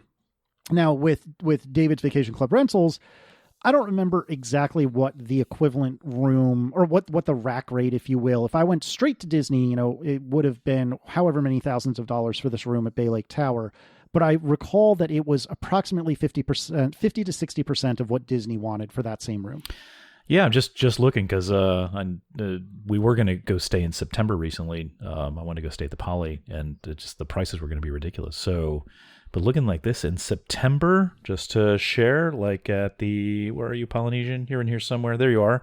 It's like a standard view for 6 nights, $1,900. Yeah, which is, that's a amazing. Tremendous amount of money, but it's nothing. Well, yeah. Relatively speaking, that's I think the pricing I looked at was going to be double that. Yeah, exactly right. That's amazing. So it worked out really well in that capacity. We had no particular issues checking in. We had no issues checking out. Like we still did Magical Express. Like all that was no problem. Everything worked great. The only weirdness is like the actual brokering process, but it was as easy and straightforward as it could have been. Now, the only other problem though is that we didn't need like a fancy room in any stretch of the imagination. We didn't need a theme park view or anything like that. But the only inventory David's had at Bay Lake Tower happened to be, I think it was like a garden room instead of basically like a parking lot, so we faced the pool instead of facing the parking lot or something along those lines. Yeah. So we ended up spending slightly more than we wanted to, but it was still like half what it could have been. For sure. So And you're on the monorail line, and like you said, yes, it's fantastic. And not only are we on the monorail, but we are walkable to the Magic Kingdom. Yeah, that's amazing. So, that's so in that sense, like having stayed at all three of the monorail resorts, I actually think I like the Grand Floridian the least of the three. Yeah. Polynesian, I think for adults is the right answer because you can walk right to the TTC and then you can jump, one hop on the monorail to either Magic Kingdom or Epcot. But for us with little kids, being walkable to the Magic Kingdom was tremendous. Yeah, that's great. And it worked out real well. Now, even if you, the listener, have zero interest in any of this stuff through David's Vacation Club, I will say that they have some of the best room tours and like room information about the villas. I don't think they have this for regular rooms because I don't deal with it. But if you go to their virtual tours, I think it is, it's somewhere on their website, they have like some sort of plugin where you can basically do you can look at it like a dollhouse. So it's as though there's like a faux camera, like 4 stories above the room and see a floor plan. And then you can actually zoom in and go walking through the room. It is extremely, extremely well done. I always forget how you get there. Yeah, it's actually right on the main page. They've got a virtual tour kind of thing. So yeah, so if you information at the top and then DVC Resorts and then scroll down the particular one you want. So in my case, it was Bay Lake Tower. And then you can see virtual tours and videos and you can see examples of that. So what we did was a 1-bedroom and it worked out great because the kids were in the living area just to sleep.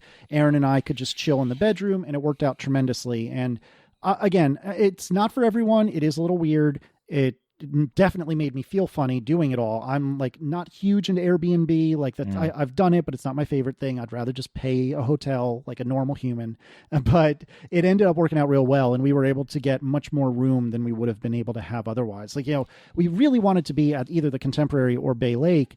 And in order to have a comfortable evening for Aaron and me, staying up after 7:30 at night, Right. and we go to bed early, but not that early. Right. Then we needed a separate area for the two of us, and to do that at the Contemporary would have probably meant adjoining rooms, which would have been easily twice, if not triple, the cost of this. For sure. And it wouldn't have had a kitchenette of any sort. And it turns out that they actually had a pack and play in the room, like that's a normal thing for the DVC stuff that I didn't even realize. Wow. There was so much about this that was so incredible, and I cannot recommend it enough. It is a lot of money. I mean, we spent several $1,000s on the room alone, but I absolutely think it made our vacation better for having done it. And yeah, there are other brokers other than David's Vacation Club Rentals. I keep picking on this because it's the only one I have experience with, but it worked out so well, and I really do recommend it. And how did you end up with at that particular broker? Because like you said, there are others. But was this a referral from anybody, or just it was? I had asked about it on Twitter, and one of the nice things about having a little bit of a following is when you ask something on Twitter, people actually respond, and at least one or two of those pieces of feedback will be useful. Yeah. If I can dig up the tweet, I'll find it and put it in the show notes for you guys. But suffice to say, I asked, hey, has anyone done this before? Like, is this legit? And a bunch of people said either I've used David's and it's great, or, well, I didn't use David's, but I used Susie's or whatever the other one is. I don't even remember now, and they were great. So it sounds like this is legitimately a thing, and it worked really well for us. And it doesn't seem like Disney is putting the kibosh on it, unlike, say, stroller rentals, which changed right around the time we went, which I don't know if you guys are even aware of this since you probably don't rent strollers there. But as of, I think, November of last year, you have to be there to accept the stroller from the stroller rental people, which was not the case when we booked. In fact, we booked on the last day of September, and I think that was the cutoff for when they would allow the stroller rental people to deliver the strollers to the hotel bellhop rather than deliver it to you yourself, which would have been a real pain in the hindquarters if we had to be there for the stroller rental to arrive. The groceries, they'll put in freezers and fridges and whatnot, like it's nothing. But apparently the strollers, I guess, took up too much space and were too much of a pain. So now you have to be there to accept it. Yeah, so can I ask you about the grocery thing? Because I heard you mention that before, and I'm like, wait, Disney did that for you? So you had a grocery delivery service deliver the groceries to DVC, essentially. Yeah. And Disney said, sure, we'll take that, and they put them in the fridge for you? Is that what I got? That's really? Exactly right. That doesn't sound like Disney, to be honest. No, I agree, but it's a thing. And a Garden Grocer is the one we used. We did that in no small part because we got, I think we got a little bit of money off the stroller rental, and I forget which stroller company we used, but they're all basically the same. But we also got like a 12-pack of waters or something like that for free, which was convenient to take into the hot Florida sunshine. I know it well. Yeah, exactly. So one way or another, yeah, we actually got our groceries delivered as we were almost, I think we were on our final approach coming into Orlando Airport when the groceries actually arrived at the hotel. And they went directly to Bay Lake. The stroller went to the Contemporary, but the groceries went to Bay Lake. And yeah, they'll put them in like a freezer back there or a fridge, or just have them out. And, I went to the bellhop or concierge or whatever and said, hey, I'm here to pick up my groceries. And I think it's like a $5 or $10 delivery fee that Disney will charge if they have to bring it to the room, something like that. But I just went down there and grabbed it all, and I think maybe took a luggage cart, and it was fine. Yeah, I got this. Don't worry about it, and it worked out great. I'm guessing that's probably a feature they have for DVC because they are, people have kitchens and they need that more than I can't see the regular hotels doing that, but maybe they do. I think they do, but I am not confident I'm correct about that. The other interesting thing is, I forget what service it was, but I also noticed that there's a service that is mostly for DVC people where you get like a crate, like a Tupperware crate, and maybe you guys are familiar with this, and you can put in it whatever the crap you want. For example, I don't know, booze or your swim towels or what have you. And then you use whatever's in there for the week that you're there, and then you fill the crate back up, and they take it away and store it like a pod. You know what I mean? Like store it in some warehouse somewhere. Right. And then you tell them, okay, I'm coming back this year at such and such a date and such a time, and then your crate arrives. Now, this is not useful for me because I'm not a DVC owner, but if you're listening and you're a DVC owner, you should look into that because it sounded extremely convenient, because then you could have like a second set of toiletries already there. You could have a bottle of Tito's or Jack Daniels or whatever your particular flavor is already there. Wow.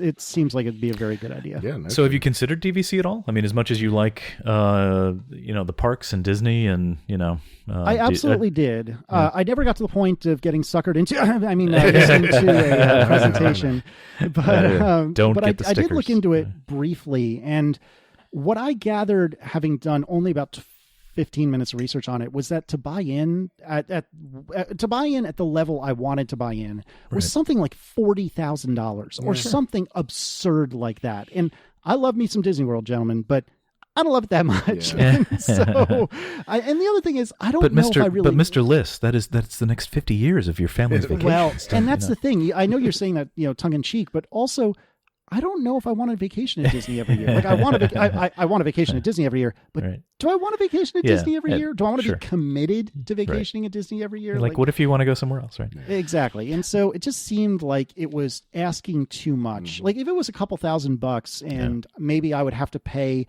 a couple $1,000 on the years in which I actually visited, like, okay, yeah, let's talk. But it was like a $10,000+ buy-in, and it was like a lot of money every year as well. And it just seemed like, to me anyway, way too much money for not enough benefit. Yeah. I totally agree. And my concern always looking at it was that, there's the fee to buy in, but there's also an annual maintenance fee. Yep. That at least when I looked at it, I didn't see anywhere where it said there was a cap on how much that fee would go up. And I'm like, well, 10 years from now, am I paying, $60,000 a year for this or something? I'm sure it's not, but it just didn't, I keep trying to make this work for me and it doesn't, but, oh well. But, now that I know that I can go through David's Vacation Club rentals, and by the way, not a sponsor, but just seeing his logo is worth the trip to the website. So. It's so true. It's so bad. It doesn't instill confidence, but you had a good experience, so it's fine. I keep trying to make this work, but it doesn't. But I was curious, so we're talking about future trips. Have you considered other Disney locations? Like, is there any part of you that's like, someday I'd like to get to Disneyland? Or have you considered even Disney Cruise Line? Oh, it's funny you bring that up. Let me do the quicker one first. I've been to Disneyland a couple times. I did not go. I think the last time I went was right before Cars Land or whatever it's called. It opened up, and I love Cars. Again, come at me, whatever. I love Cars, both the movie and automobiles. I really love that movie. Cars 2 does not exist. Cars 3 was also excellent. And Declan absolutely loves the movie Cars and the franchise Cars. And so I think at some point we will definitely get the family out to Disneyland. I have complicated feelings about Disneyland. I know a lot of Californians who are extremely stuck up about Disneyland and, it's the first. It's the first. It's the best one. It's the first. It's the first. No, it's the beta. It's the beta property. See, I always described it as a rough draft for Disney World, which does not make Californians happy at all. Or Glenn for that matter. But go ahead. Yeah, I mean, it is what it is. But anyway, so I've been to Disneyland a couple times, and I did enjoy it for sure. And I haven't been in a long time, and it has gotten a lot better from everything I've understood in the last, 5 or 10 years since I've been. And I do have an interest in going, but I do not have an interest in transporting 2 small children across the country explicitly for that. With regard to the cruise line, I could go on about this for hours, and I will try to make it very brief. I have never been on a cruise. I have interest in going on a cruise. Aaron has interest in going on a cruise. We very much have interest in quote unquote free childcare. That is very much something we're interested in. And I have a friend, Lex Friedman, who is a former podcast. Well, actually, I think he still has a couple of podcasts, podcaster, and he's also big into the ad sales part of the podcast business. And he was telling me about how he has done many, many, many Disney cruises. And to paraphrase what he said, he said it's very much like Disney, right? A whole pile of money, but generally speaking, you're going to get what you're paying for. And I've been trying to convince my parents, this is a little bit of a tangent, but my parents, when my mom turned 50, I think, said, okay, we're going to take the whole family and whatever spouses and significant others are around at that moment. We're going to take them all somewhere. We're going to go on a family vacation again. Now, granted, my brothers and I are all like grown adults at this point, et cetera, et cetera. And that never happened. And then she's now over 60 and it still hasn't happened. And I've been trying to figure out like what would be a vacation anywhere on the planet, like not that money's no object, but just anywhere let's just at least start with an idea. What's a vacation that works for my dad, who is, in his late 60s, to my youngest niece, who is 6 months old. And I don't have a good answer for that. And the closest answer I've come up with is possibly a Disney cruise, because at that point, you presumably, and I'm talking out of my hindquarters because I've never done it, you presumably have a little something for all age groups, and then you can get off the boat and do something different every couple of days. Everyone's happy? Question mark. Sure. So everybody's always happy. Yeah. So if for anybody that likes Disney World and likes sort of that Disney magic and that Disney level of hospitality that you get, and sort of that extra oomph you get from staying there, if you want that, but without most of the downside that you have from going to the parks, which is the exhaustion and the crowds and the all that kind of stuff, I love the Disney Cruise Line. And the irony of it is Glenn will back me up on this because I think he was in the same boat. Is you like that? That's professional work there. Is when the cruise line started in whatever it was, 97-ish, I rolled my eyes and I'm like, oh, this is horrible. And I was so anti-cruise, and I was anti-cruise of any kind until 2003, I think it was. And it was just my wife and I, was back before we had kids, and we're like, we wanted to go on a trip somewhere, but my wife's not a great flyer, and she's like, isn't there something we can do without flying somewhere? And I'm like, well, there's a stupid cruise thing. Let's go do this. I'm a total convert. I've done 9 Disney cruises so far. Oh, wow. I ended up getting roped into doing 2 of the Royal Caribbean cruises, which were okay, but nowhere near as close. So no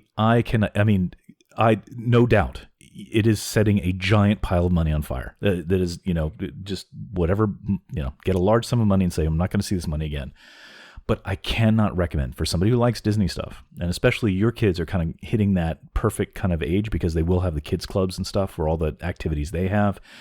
My wife and I liked it even before we had kids, because there are adult only sections of the boat where it's nice and quiet and chill, but plenty of activities for the kids and everything. So can't recommend it enough. So if it's ever in your consideration, recommend you look at it, as closely as you can. And you're right, it is a perfect kind of trip. And I've seen it quite a lot on the cruises I've been on, where they do have big sort of family reunion, family trip things, because everybody can kind of like get together for dinner and meals or whatever, and then be like, okay, well, I'm going to go do this and you go do that. We'll meet up again later. And everybody does their thing. So I don't know, Glenn, what do you think? Do you disagree? Do you hate the cruise line? What are your thoughts? No, so I love it. Chris is right. I had never been on a cruise before. I didn't care about going on a cruise. It just didn't seem like the type of thing that I would ever want to do. And my wife, she was a cast member, and she worked for Disney for a good while. And so there was a discount she got on a Disney cruise, and it was like, oh, all right. It was I think a 4-night cruise. So it was a short cruise. So I said, okay, what we have to lose? It's like half price. Let's go. And it was the greatest vacation that we ever had. It was the first time we really got to just relax and get away from everything. And Castaway Cay is gorgeous, and the boat is gorgeous. And It's just so relaxing, and so we went again maybe 6 to 8 months after that. This was back in 2003, 2004, and we haven't been on it since then. That being said, a couple years ago, Disney announced that the Disney Wonder was going to be making New Orleans a port for about a month to 6 weeks in 2020. And so we are going in 37 days. We're going to nice. Yeah, we're going to head out. So it's our first time, my wife's and our first time being on the ship. Ironically enough, the exact same ship we were on the first 2 times. So since 2004, and then this is going to be our kids' first cruise. So, and we know, so the week we're going is actually Mardi Gras week, and so the kids are out of school here in New Orleans, and so we know so many people that are going to be on this cruise. It's going to be like my sister's going, my cousin's going, a bunch of the kids from school are going, so. The kids are, they're already making plans on what they're going to do, and they're really looking forward to it. So we're excited. I imagine it's going to be the exact same where we're going to love it, and it's going to be a great vacation. So we're looking forward to it. But yeah, I would like Chris, I would highly suggest at least taking one just to see what it's like. And it is, and yes, you do pay a lot more. Oh my God, I can't believe the amount of money. I don't even want to think about it, but it's best you don't. Oh my goodness, just I had to pay the final payment like in November. I wanted to throw up because it was right before Christmas, and but yeah, so it's all paid. I know we'll have tips and stuff. Other stuff we get on the ship itself that we still have to pay for, but. For the most part, it's paid, and the food's included and all. So we're looking forward to it. We can't wait. So yeah. I highly recommend the cruise. And do you feel like there's enough to do on like the time that you're sailing just all day long? Because that's the other thing. God, no. My dad is a bit of a Tasmanian devil. He's retired now, but still a bit of a Tasmanian devil. And so I'm also scared that, on any cruise, but particularly a Disney cruise, that he would just be like wandering around the ship, wondering why he's here and not on land, or anything like that. Yeah. Well, I mean, the days at sea, because I've done many different itineraries, and days at sea, they just have, I don't know what your dad would be interested in, but they have so many different activities on those days because, they obviously don't want a ship full of people just wandering around wondering what to do. But like I took a bridge tour and kind of, saw the captain give that kind of thing, kind of behind the scenes kind of stuff. They just all kinds of events and things that people can do there. So, I mean, I've yet to hear of anybody that like got off the boat and like, man, that sucked. I'm never doing that again. So I've had plenty of days at the parks where I'm like, man, that was miserable. I wish I had just stayed home today. Never had any sort of thing like that on the cruise line. And I'm the kind of guy that I don't like being told what time to do something and where I'm supposed to be, et cetera, et cetera. And when it comes to cruise line, I'm like, okay, whatever. You just let me know what, just tell me what we're up to, Disney, and we'll go do that. But most of the itineraries have ports of call. So like sure. Even if it's a 7-day, half that time it's going to be ports of call to do things. So no, I never run out of stuff to do, for sure. Awesome. Yeah, I really want to try it. Even if we don't do the big Liss family, quasi reunion there, I'd still love to try it sometime. Yeah, highly recommend it. Cool. Awesome. What else should we talk about, Glenn? So we do have a list of questions that we'd like to ask, kind of in the vein of Inside the Actor Studio. Excellent. So, what is your favorite Disney attraction? Oh, unquestionably the People Mover, which is so stupid, but I don't care. Yeah, I love it. I love it. It's like it's such a boring, lame ride, and I don't care. I love it. I absolutely love it. It's so rarely got a line. It's a nice breeze. You get to see, the inside of Space Mountain from time to time. Like so much of it is just perfect. I could go on for hours, but I'm going to try to make these kind of quick. I would also like to say, as a runner-up, Living with the Land, underrated in my personal opinion. Also dumb and stupid and lame. I see a theme though, exactly. It's just kind of casual, kind of relaxed, kind of roll through. Mm-hmm. I feel like they're just nice to just sit there and take a little break for a minute. Actually, I just told you I was going to make this quick, and I'm now on my third tangent. That's fine. Soarin', do not care for the new Soarin'. Oh wow, okay. I don't understand Californians' obsession with Californian, and that kind of would have bothered me about Soarin', but I love Soarin', the original Soarin', so much, and it was so well done. And I feel like maybe it's just because I haven't ridden the original Soarin' with the California theme. Maybe I just haven't ridden that in too long. But I feel like when I did Soarin' this past trip, which is like Soarin' around the world now or whatever they call it, way too much emphasis on like jump scares and freaking you out, which I don't like. I was fine. Like I'm a grown man. I can handle it. It's not a big deal. But Declan came off the ride and he was really not happy about it, which, I mean, I told you earlier, he's a little bit of a scaredy cat, but this was surprisingly like, he was really not happy with it. And I was like, what, why? Cause I could only remember the California one where there was like a jump scare or two, but it wasn't that bad. And man, I feel like they leaned way too heavily on the thrill side and not nearly heavily enough on just the magnificence of that whole ride assembly and that humongous screen. And like, in the California one where they sprayed like the orange spritz as you're going through the orange grove. And so much of that was so well done. And I really feel like it took a turn for the worse. And I'm really sad about that. I don't know. Am I crazy? No, I mean, personally, I don't disagree. I prefer the California one over the current one. We've actually talked about it on the podcast before. I think, Chris, I think you like the current version, right? It's complicated. It's like so many things. It's complicated. So, because here's the thing. I think if I were to be completely objective about it, I think I'd agree with you that I like the California one better. But it's been so long now, and I kind of have the opposite situation, Casey, where my oldest son loves Soarin', so it colors my my opinion of it. And I don't think he remembers the California one, so he only knows this current one. Mm-hmm. But I do agree they do have a lot of this sort of like there's a polar bear. And I'm also a little bit bothered by the graphics of it. Some of those simulated animals feel a little simulated, so it doesn't feel quite that as natural as the California one went. That being said, though, I had a real problem that it was over California in a Florida park. It really bugged me. And I love California. I lived there for a number of years when I was real little. Lived in Northern California. I get it. I mean, I like the state, and you're right. They're very proud of their state, and okay, fantastic. But it's just like, it felt a little cheap. Like you can't even like redo one for, the other park. So, but like I said, those are my complicated feelings about Soarin'. Well, and what I did mention is that Soarin' California edition was Erin's favorite ride, bar none. Oh, well, there and I you think go. She's still processing the new one, which sounds very dramatic. She's not a dramatic person, but it's just, imagine if the People Mover like suddenly stopped going through Space Mountain. Oh, no. Some way, somehow. It'd be like, whoa, what's this? What's this? Hey, People Mover, by the way, I meant to ask you, have you ever stayed on for a second round? Like not, no, I haven't. Well, then you're missing out. You got to do that next time you come. I know. Say, you know what? We're going to make another trip around. And I really need to. Do it twice. I have seen the People Mover with a line, but it's so rare that I've seen it. And so I really need to do that sometime.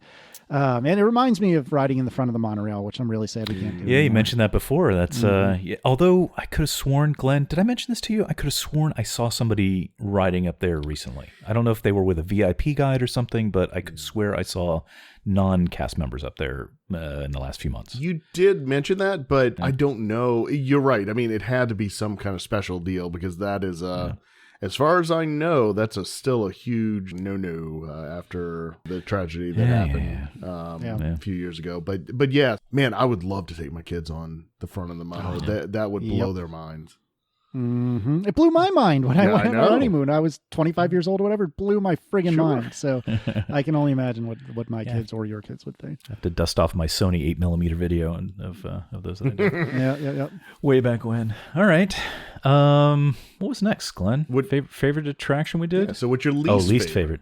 I don't know. I feel like I probably should have a more visceral, like angry answer for this, because it's not the Soarin' over the world. I still love the ride. It's just I miss the old one. I am not a big Tower of Terror fan, and that's directly because I don't do extraordinarily well with drops, like those big negative G's. It's part of the reason why I love Rock and Roller Coaster so much, is because it's all indoors. You never have a like really truly proper drop. And I admire everything about the way Tower of Terror is done. And there's like a great, Engineering Connections YouTube video, I believe, about how the Tower of Terror works and why it is the way it is in a lot of ways. I totally admire the engineering behind it. Not really my cup of tea as a ride. Okay. And I'm sure there's something else I could think of that I maybe dislike even more. But that off the top of my head, that's the first one that jumps out. Yeah, that's Glenn, I'm not sure I know what I don't know what you would say to this. Me? Yeah. I mean, I should know I guess it's closed now, but like Stitch's Great Escape, right? Oh, we can't. Like yeah. that was like, I'm not a huge fan of Monsters Inc. Laugh Floor. Oh, yeah, okay. Oh, come on, man! It's cheesy, but it's not bad. So the reason is because I'm quite a bit of an introvert, and I am completely afraid of being that guy. So the whole time you're like, don't call on me, don't call on me, don't call on me, don't call on me. Yep. No, I can understand that. I can totally understand that. Yeah, for me, I just want to get rid of the entire Animal Kingdom park. They could take all those, and I'd be fine with that. It's funny. You asked me that, if you had asked me that 15 years ago, whatever, because when we went in 2001, I think that was shortly after it opened, and there was like nothing there, and the animals never came out when we did the safari, and it was really bad news. But I really feel like it's gotten a lot better. I don't have any love for Avatar or anything like that. I thought Pandora was awesome, and I didn't even go on the good ride. We only went on the river cruise. We didn't have the chance to go on whatever the journey thing, whatever it is, that's the exciting ride. And plus Expedition Everest, I would kill to be able to ride that again, not knowing what happens during the ride. Come on, man. Yeah. All right, well, that's my one exception. Everest is pretty good. No, I don't know what it is. And I've complained about it so many times. It's not worth going into. But I just, every time I've been to Animal Kingdom, I've not had a great time. I don't know. We just like hit lousy weather and whatever. It's just never. So there's three other ones to do. All right, onward. What's next? Get your blue cards out, Glenn. What's the next blue card? All right, next is what makes you happy at Disney? Lately, it's the kids' reactions. In the past, it was just those little moments that would happen from time to time, often because of a cast member. So a really great example of this is, I think it was Aaron's 30th. We went and saw the what was it, the car show, the car stunt show, I forget the formal name of Lights Motor Action. Yes, which I loved, and I'm really sad that it's disappeared, but we went and saw that, and we were walking in, and I'm sure we had like it's our anniversary pins on or whatever, but a cast member pulled us aside and seemed like really angry at us, and I was like, oh, I don't know what we did, but and the person was like, come with me. I'm like, oh God, I don't know what we did. I'm just walking. Aaron was just kind of walking. We were just talking to each other. I don't know what we've done, but we're in trouble. And what they ended up doing was sitting us on a couple of like chairs that you would see at like a movie studio or a movie set. You know what I mean? Like those kind of tall, like foldable chairs. Yeah. In front of the stands, right by where one of the cars came, or right by one of the tunnels where the cars come through. So we had like this VIP suite. I mean, I'm overblowing it quite a bit. It was a piece of concrete with some chairs on it. But it felt like a VIP suite where we could watch the show, and it was either just the two of us or the two of us and like one other couple, and it was awesome. I would have seen it just as well in the stands, but I felt like $1 million having been arbitrarily selected to sit in these not terribly comfortable chairs and watch the show that I'd already seen 2 or 3 times. It was amazing. And stuff like that Disney magic is just incredible. And also the stupid stuff like I said earlier about the picture from Frozen appearing in our account without us having done anything to put it there. It's just dumb stuff like that that I think Disney does so well. Well, it's not dumb stuff. I mean, that is what they're good at. That is the magic that is Disney. They go above and beyond. Chris and I talk about this all the time. It's a lot like Apple. Like, you don't even know what you want until they give it to you, and it's like, oh yeah, this is awesome. That's what they do best. Yeah, it's so incredible, and it just Disney in so many ways is so wrong. It's too many people, too much heat, too much humidity, too much money. But oh God, you cannot convince me that it's not worth it. Yeah. So what? Flip side of that, what ruins so the that being said, Disney for you? What ruins the magic? I guess occasionally, being around some really crummy people can, although I can't think of an example where that's really happened to me. I always have described Disney as kind of the geographic version of Christmas. And maybe this is a very privileged opinion or I don't know, a very self-centered opinion. But to me, like, I can be in a bad mood on Christmas, but it takes a lot. Like, it would take a lot for me to be in a bad mood around Christmas. I can be in a bad mood at Disney. And there were definitely times, especially this past trip, when Michaela was refusing to ride in the stroller and refusing to be held in any way, shape, or form. And her little, 18-month-old legs needed to carry her everywhere.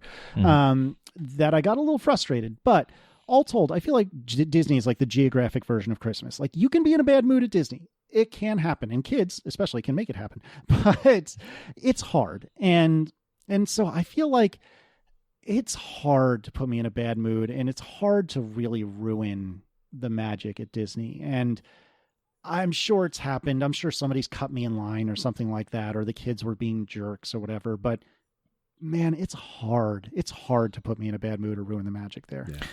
Yeah. Ironically, though, don't ever go to Disney World on Christmas, because then you will just have an absolutely miserable time. I've heard that, actually. I've heard that many times. It's so horrible.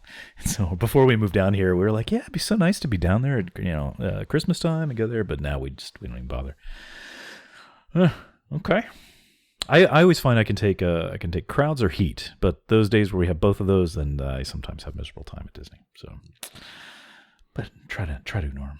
All right, Glenn. All right, Nick? I am a fan of Disney's music in the parks, background music and attraction music. Mm-hmm. Do you have any favorite music that you listen to, or that you simply enjoy while you're in the parks? That's a really good question. I can't think of anything offhand, which means I'll think of it tomorrow or something like that. But I'm going to kind of cop out and kind of twist the question a little bit. Okay.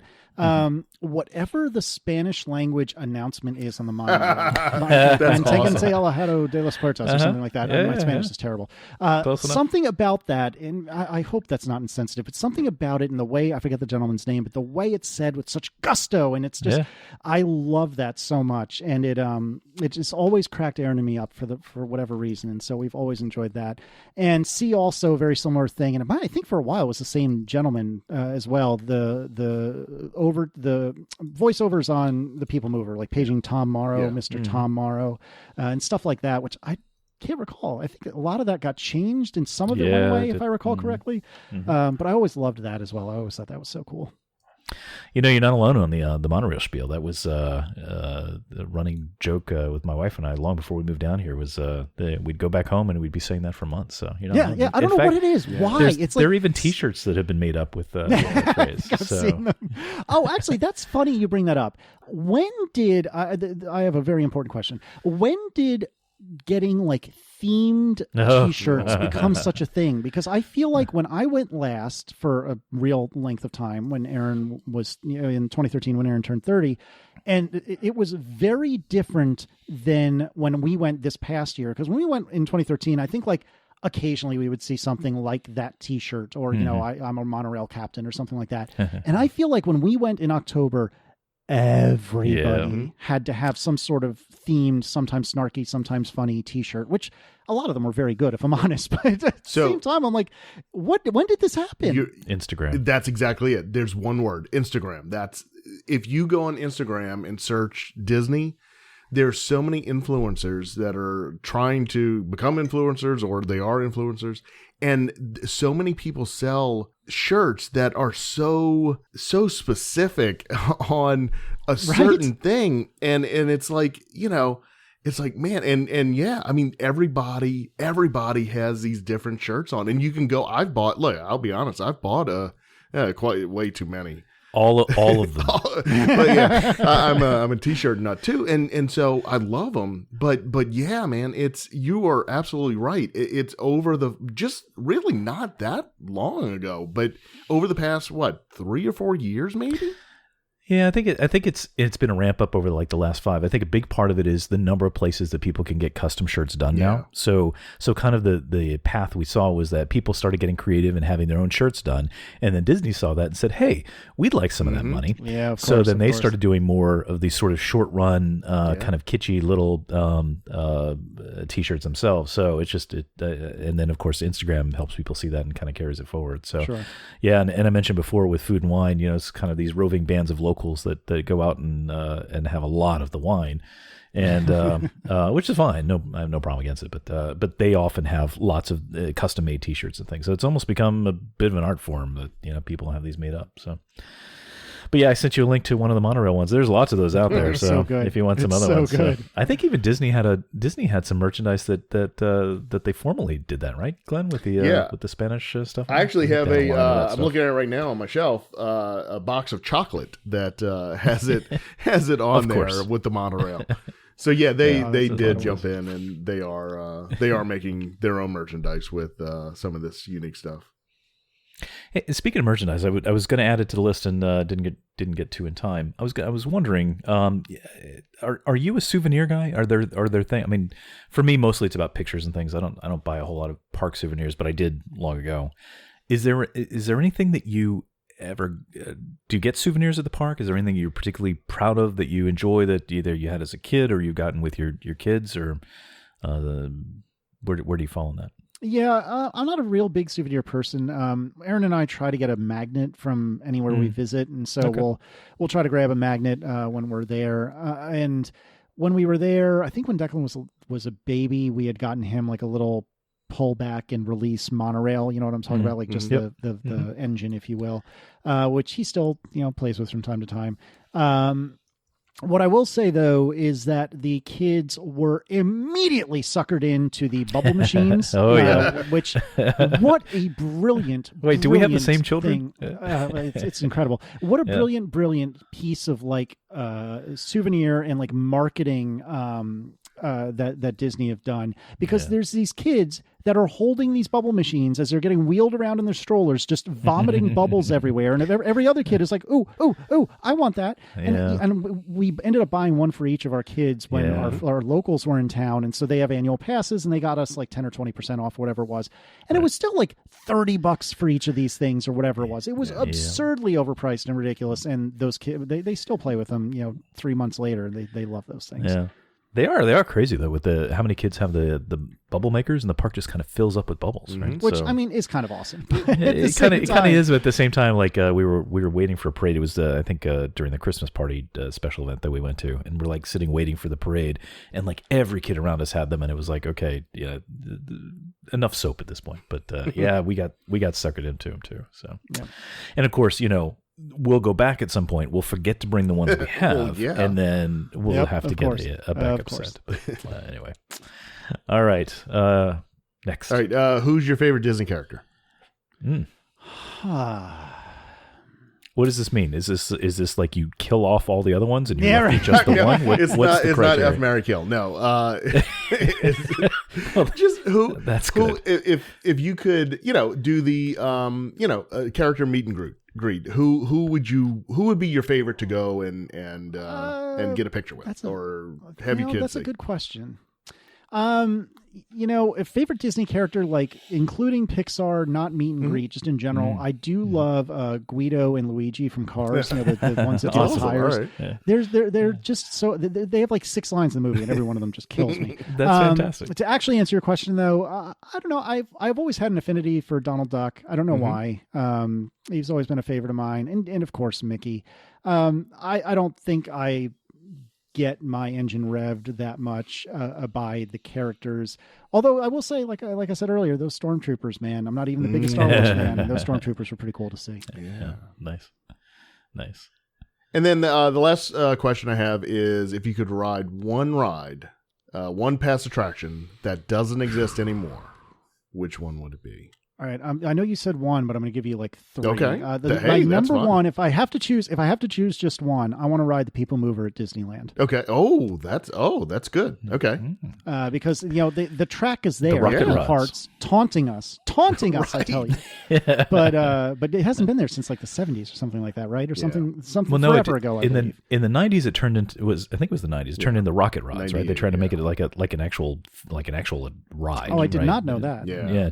Basically take all the stuff that you like about the People Mover and then take that away, and then that's what you had.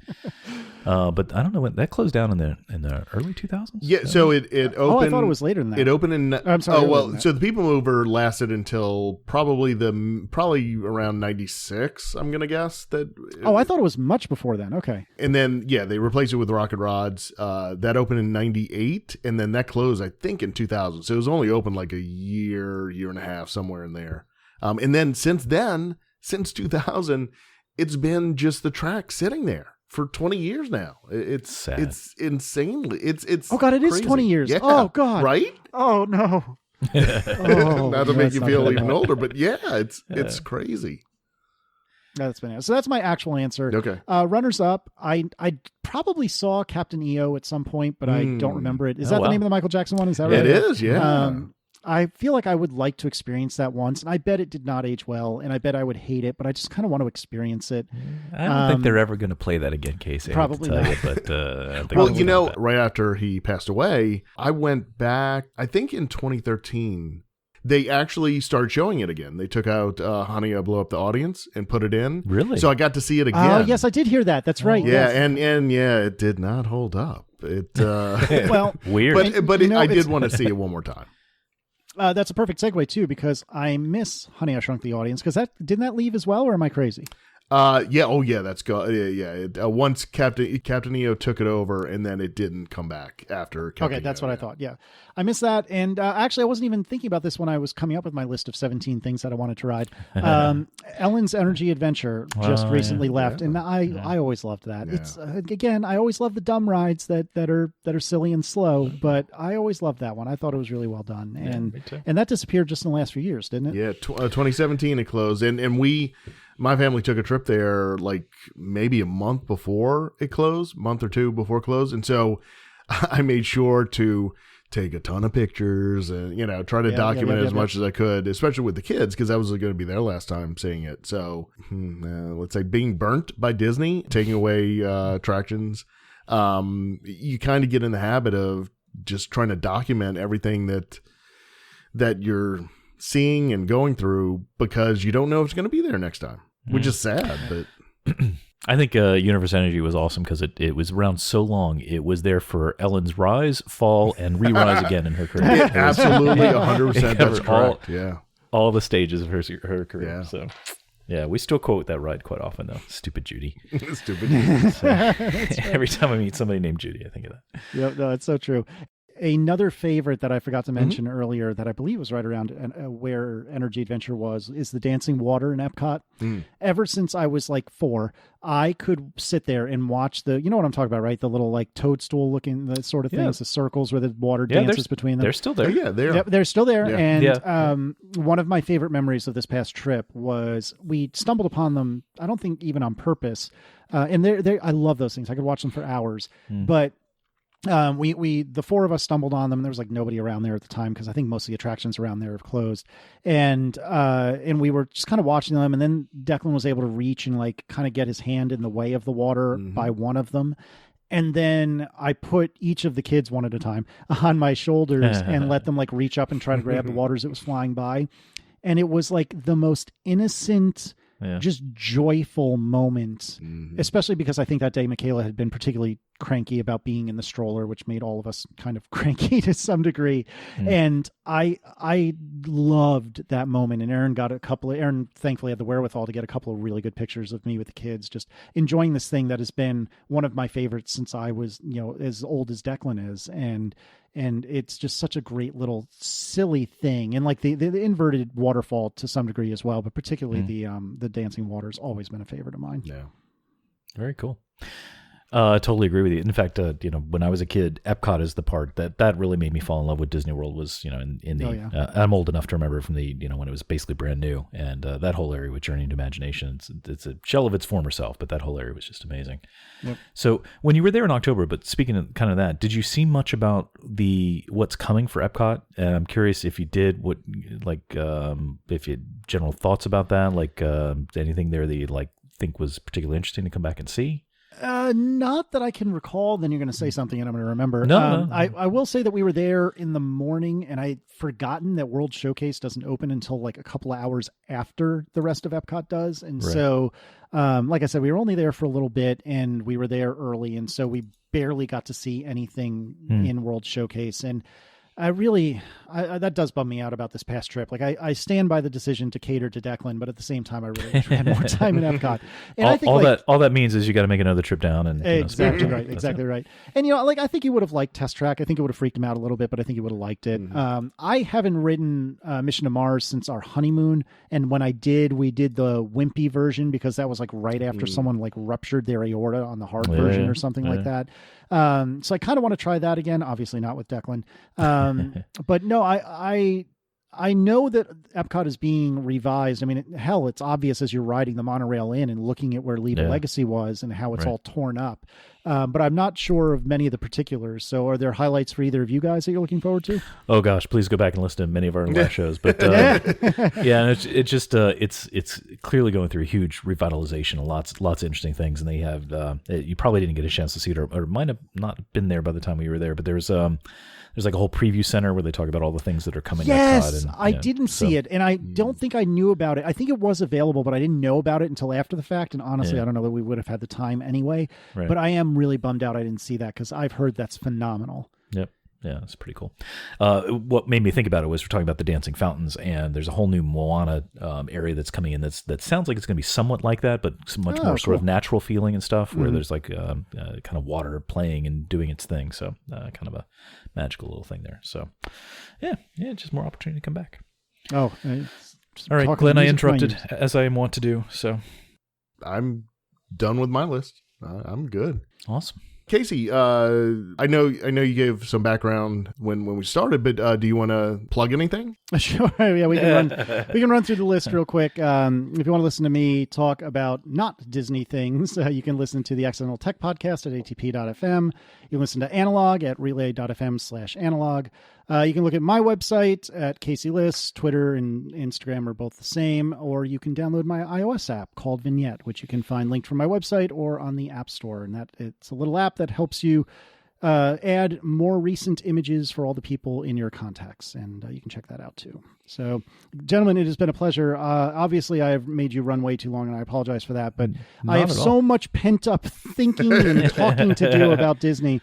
If you're not careful, I'm just going to take over the whole show, and it'll just be the Casey show from here on out. So I would, if you'd ever consider it, I'd love to have you back. One of the things I wanted to talk to you about, but I wanted to watch it before we had the chat, and I know you and Glenn had a very brief interaction where you talked about the Imagineering show on Disney Plus. I haven't had a chance to see it yet, but maybe sometime we can convince you to come back on and we chat about that or something else. Definitely. Definitely. Or after you take that cruise in a few months. Yeah, something like that.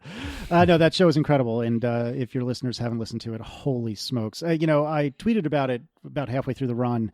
It is the best recruiting video I've ever seen in my entire life. Yeah. And I was about ready to sell the house and start applying at Imagineering, either in Florida or even in, God help me, California. Yeah. It is so good. No kidding. Wow.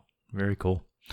Well, thank you so much, Casey, for humoring me and my random call out to you. I appreciate you coming on. Just an absolute gentleman. Appreciate it. The pleasure is all mine. Thank you so much, gentlemen. I really appreciate it. Thank you. All right.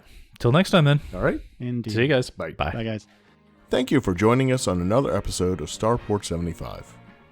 Follow Chris on Twitter and Instagram at CBGray, and Glenn on Twitter and Instagram at DizWiz. Follow the show on Twitter and Facebook at Starport75 and Instagram at TheStarport75. For all things related to the show, including show notes and links to connect with us, visit us at starport75.com.